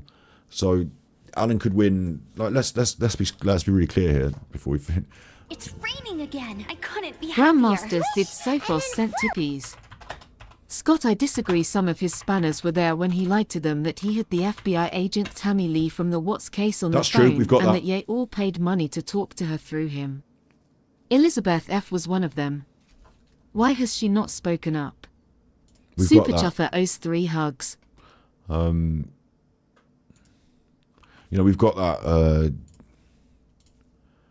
I mean, I'm sure Alan's looked into this. That's a different question there, Sid. That's an interesting one that my brain can't really handle right now, but we'll have to dig into it. We have got those clips, yeah. Alan's certainly looked into defamation because he's going through a court case himself for defamation, isn't he? So the issue that Alan would have with me if he wanted to take me to court and stuff like this is we're talking about the type of statement. Well, it's pretty harmful, I guess. The extent of the harm caused. Are you going to lose your job? No. Are you going to get refused promotion? No. You know, financial loss? No. You're not earning. Like, you'd have to show me that you're earning loads of money and you've stopped. You haven't got that. Have you, Alan? You haven't got financial records like that. So you're not going to be able to show that extensive harm caused. How widely the statement has been disseminated would be my viewing figures on the internet. The fact that it's on the internet, it goes to everyone, but it could go, it's public, but just because it's public doesn't mean it goes to everyone. So it'd be about numbers. And Alan, you keep banging on about how you're the bigger channel. So me being a smaller channel will go in my favour there. Any mitigating circumstances? Yeah. Absolutely. Making a public apology? Well, I could do that. Financial compensation then would come, and it would be based on your credibility as well. So we'd have to get into that. And ultimately, you're talking about somewhere in the, like, let's say Alan, everything I said on the internet today goes through, and they say, no, you called Alan a paedophile on the internet. You're going to be liable. Of course, you know, we have the court case about it and all that. But let's say they said that, right? In that case, there'd be somewhere between 2,000 or 20,000, depending on the complexity of the case. Oh, that sounds like a lot of money to Alan. I could pay the court costs and stuff, $6,000. You know, I could pay them now. If you want to go now, I could just pay them now. But you're not going to get 50 grand for this. That would be, 50 grand would be a complex court case, you know, and stuff like this. Would be very simple. So I'd be liable for between 2 and 20, and the judge would have to decide it. And Alan is not earning enough money for me to be liable for lots of money here. Like let's say I have to give Alan 5 grand at the end of all that. Like, let's say he wins 5 grand. Like, you know, Alan knows he pissed that away on poker in an afternoon. That'll be gone. It's nothing. Like, he can't even win a lot of money. That's why he goes on about the Chris Watts case. He can't. Oh, but it's for principle with Chris Watts. You see, it's a principle to prove you a liar. I'd go through the same process to prove you a liar, Alan. So, like, I don't think he stands to win anything. And certainly he can't afford to do this. If either he can afford to do this, or he's a liar, yeah, or he can't afford to do this, and he's not going to. So, do you know what I mean? I just really don't care about this aspect of it. I've looked into it. I've had a lawyer look into it, and I've made my content. So, like, don't try and scare me in chat about me feeling like I should be worried about legal consequences, because I simply am not. And I'll worry about them when I'm stood in front of a judge. And even then I'm not going to be worried. I'll have a right laugh. I'll be like, Your Honour, I'm so glad that I'm here. Are you ready to get going? I love your hair today, by the way. You're right over there, Alan. You know, you have to face me, literally physically face me in court, Alan. Would you enjoy that? Woo, look at that doggy. Look at the doggy. Look at the doggy. Ooh. Did you see that doggies? That's the doggies. I've got a doggies. Ooh, look at the doggies. Don't you come near my family. Don't you come near my family. Don't even think about that, Alan. Don't even think about sinister shit. Don't even think about it. I haven't gone near yours today. And don't tell me that, you know, let's be real on the internet. Don't think that my digging around hasn't uncovered some shit. I haven't gone near your family, Alan. Don't go near mine. You think today's been serious? Revealing my dad's personal information on the internet that he's a roofer. You nutter. You don't think that's serious? You're good in chat then? You're good in chat. We've had a good time. I'm announcing it. We've had a good time. It's been a wild ride this last few days on the streams.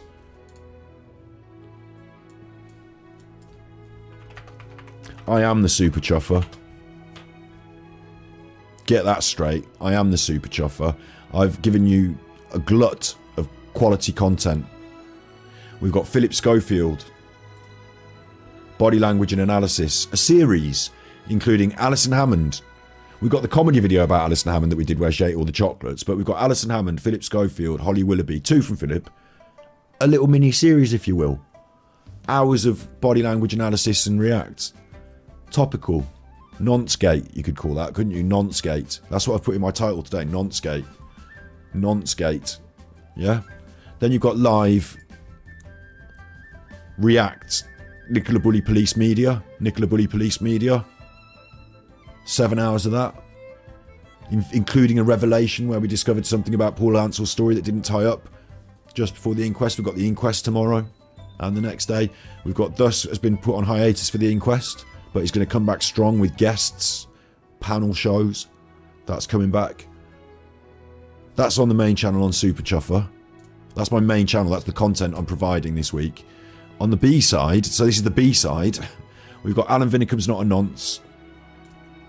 We've got Alanwatch. We've got Angry Alan's Trap. We've got Nutter Watch. We've got the Dark Side Phil versus the Tarot, where I'm learning all about the tarot and the cards. That's a slightly different thing, but you might be interested. It's quite fun.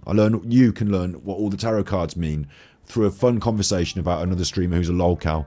We've got Nonce-gate now with Alan, I suppose you'd have to call it, wouldn't you? Nonce-gate. I'm not saying he's a nonce, I'm saying Nonce-gate, you know, like creating a thing, creating one of those memey names. So, you know, I think I've put the work in. We're going to continue putting the work in.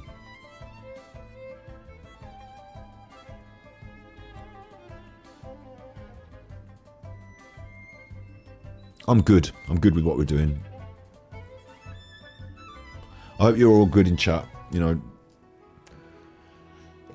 life is like a box of chocolates. Sometimes one of them's a fucking rotter. You need to spit that out and bin it off. Scotty Hottie though. Scotty Hottie. Which one's your favourite chocolate? Which one's your favourite out of the chocolate box? Which one's your favourite chocolate? Is it the Viennese truffle? Is there thus tomorrow? No, because the Nicola Bully Inquest, I've invited Steve if he wants to do thus.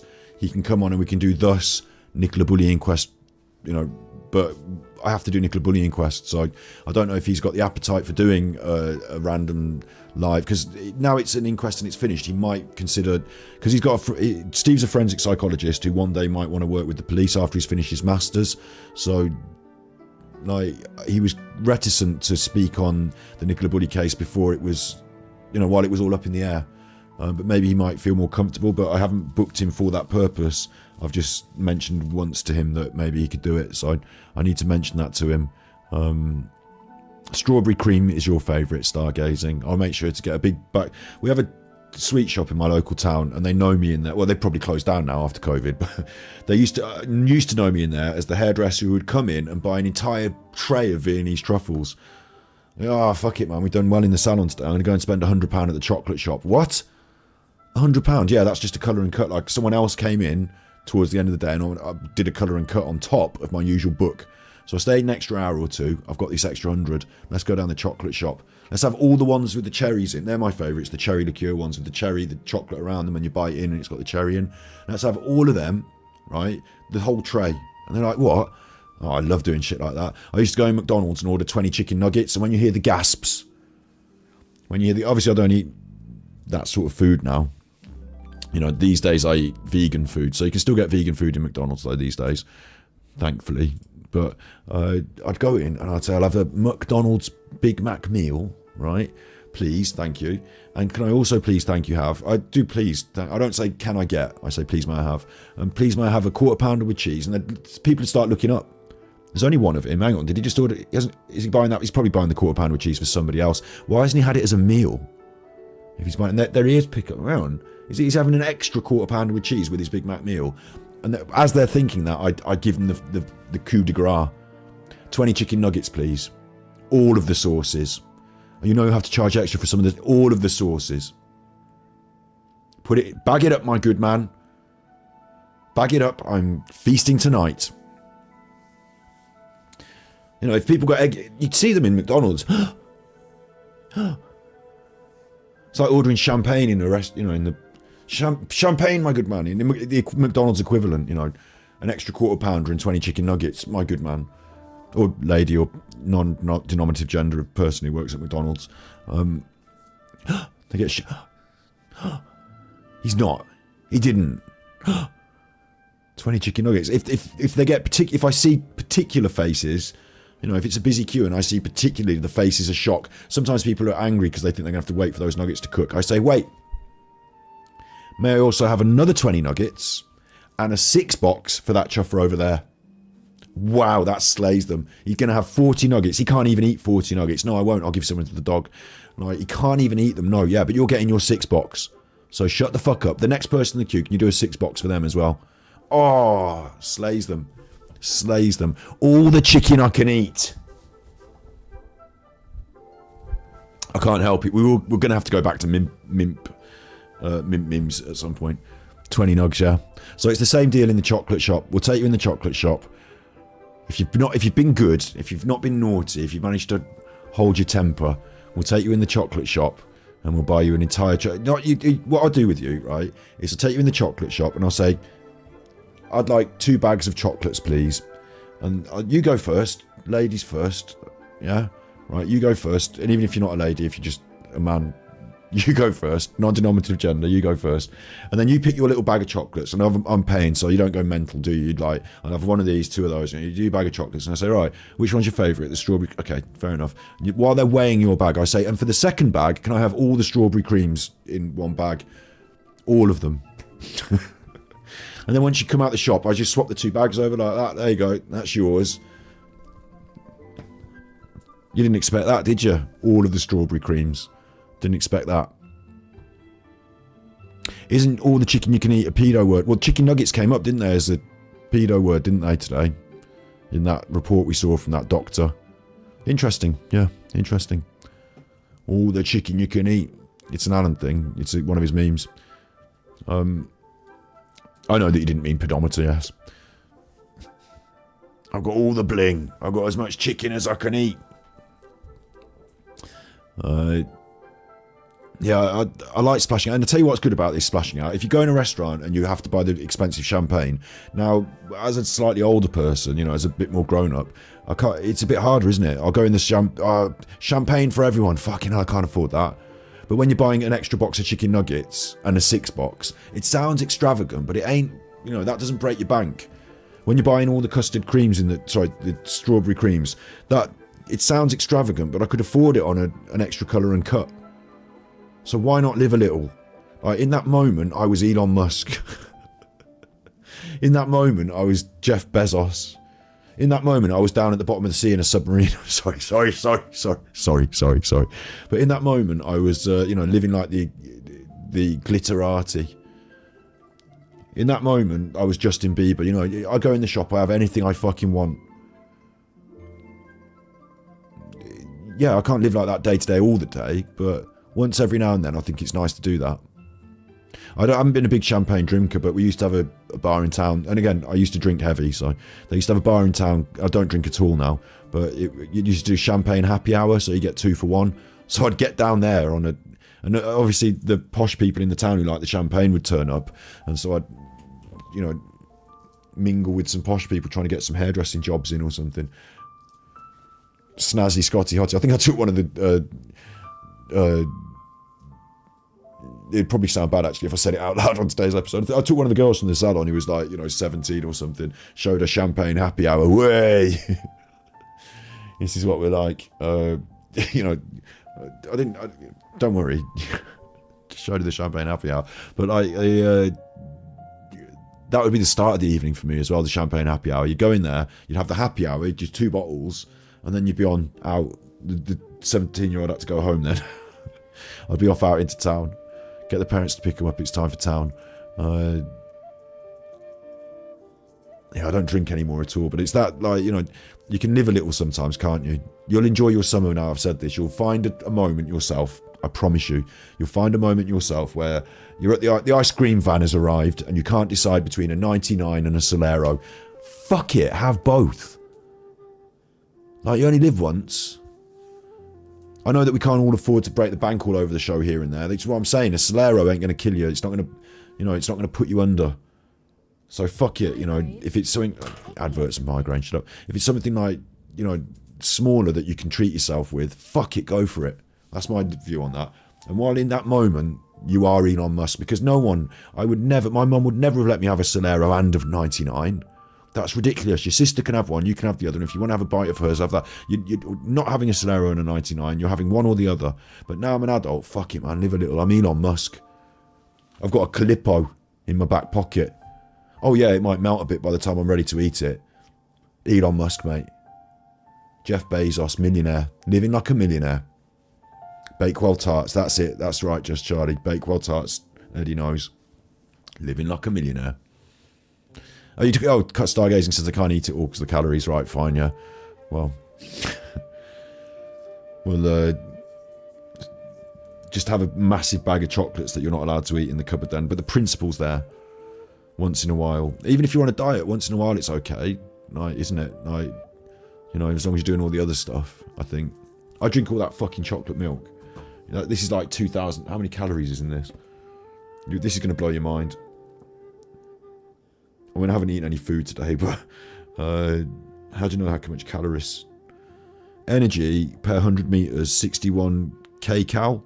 or 257 kilojoules. So it's 6,100 milliliters, and it's a litre, isn't it? So it's 600 calories, yeah?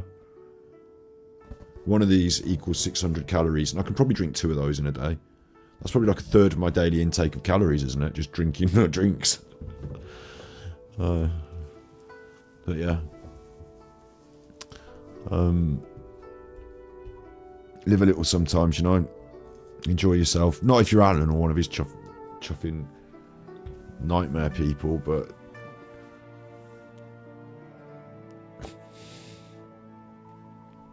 I've got a headache now. I need to sign off. I need to just go bed. Tomorrow's a different day. Tomorrow's Nicola Bulley inquest. You know, I'm not going to be entertaining all this conversation about this during the Nicola Bulley inquest episodes because it would be disrespectful. So I'm just going to try my best for Nicola tomorrow, I suppose, and the day after, and then see how that goes. It's still, you know, the busy week is not concluded yet. And I'm really interested to see what Alan does. You know, I'm really interested to see. It's a shame he doesn't do anything else, isn't it? Like, you know, tweeting and.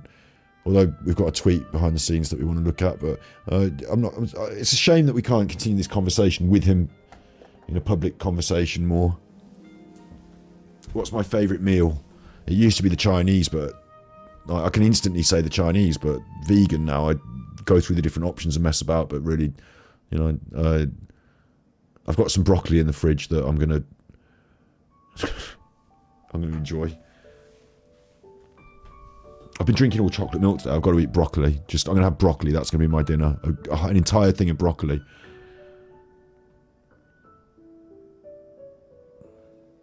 You're still talking to each other in chat, aren't you? Interested to see what Alan does. Yeah, I'm interested to see what Alan does, yeah. My feeling on it is that he's going to fall back on his natural narcissistic tendencies. So that would be attack me behind the scenes in a sinister way. And then also, because he can't fix his character, but he can attack mine. So I think he'll try and do that. So watch out for people saying weird shit about me in the near future. You know what I mean? And then the other thing I think he'll do is he'll turn it into victim. He'll make himself the victim.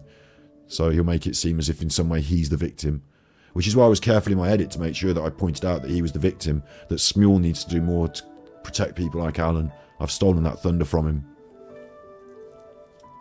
You had lots of broccoli earlier. I used to have a girlfriend, right? She was a proper vegan. Like when I say a proper vegan, she was like, no offense to her. Like, obviously, I love her. Like love her. But she did believe some what I consider to be a little bit out there ideas. Like she had this concept of mono meals. So mono meals is you just have one item in the meal, just broccoli, and that's my dinner. And then like maybe for tea I eat tomatoes. Just a big bowl of tomatoes. Like, I don't think like that. I just don't agree with it. But whenever I eat broccoli now, like in one big bowl, I think, why bother with anything else? I'll just eat the broccoli, and it reminds me of the mono meals. I mean, I'm alright to have some potatoes in there as well, but why not just boil up the broccoli in the steamer and just get that down me?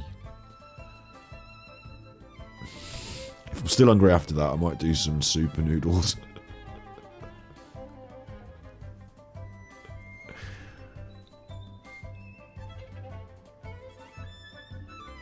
I don't want to finish on broccoli. That's not your favourite, is it? It's chocolates. I was supposed to be going on about chocolates like Alan. Making you feel good with your dopamine. Go and watch Glastonbury. It's shit this year. Coldplay have ruined it. Go and have a look at Glastonbury. And Glastonbury this year was sponsored by Butlins, as far as I could see. Fucking awful Glastonbury this year. Bananas. Let's finish on the banana song. That'll cheer me up. That's a good idea. Let's finish on the banana song. Because it's not just Alan and his memes. There's other memes as well. Other memes are available. This is a phone advert. Don't get any ideas about phones.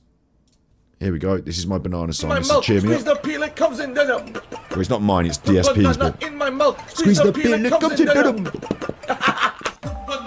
in my mouth. Squeeze the peel, it comes in dinner. I made the song. No, I made the music. I did the music.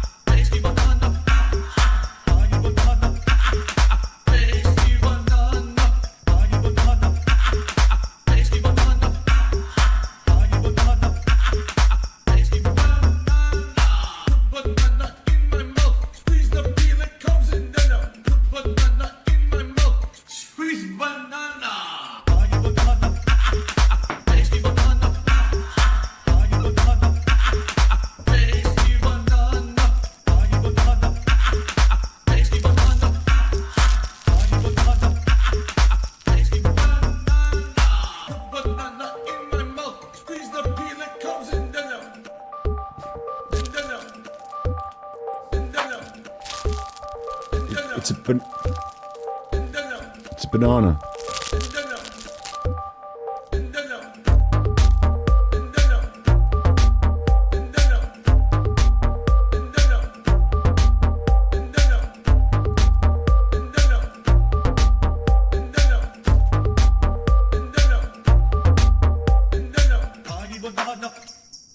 Tasty banana. Honey banana.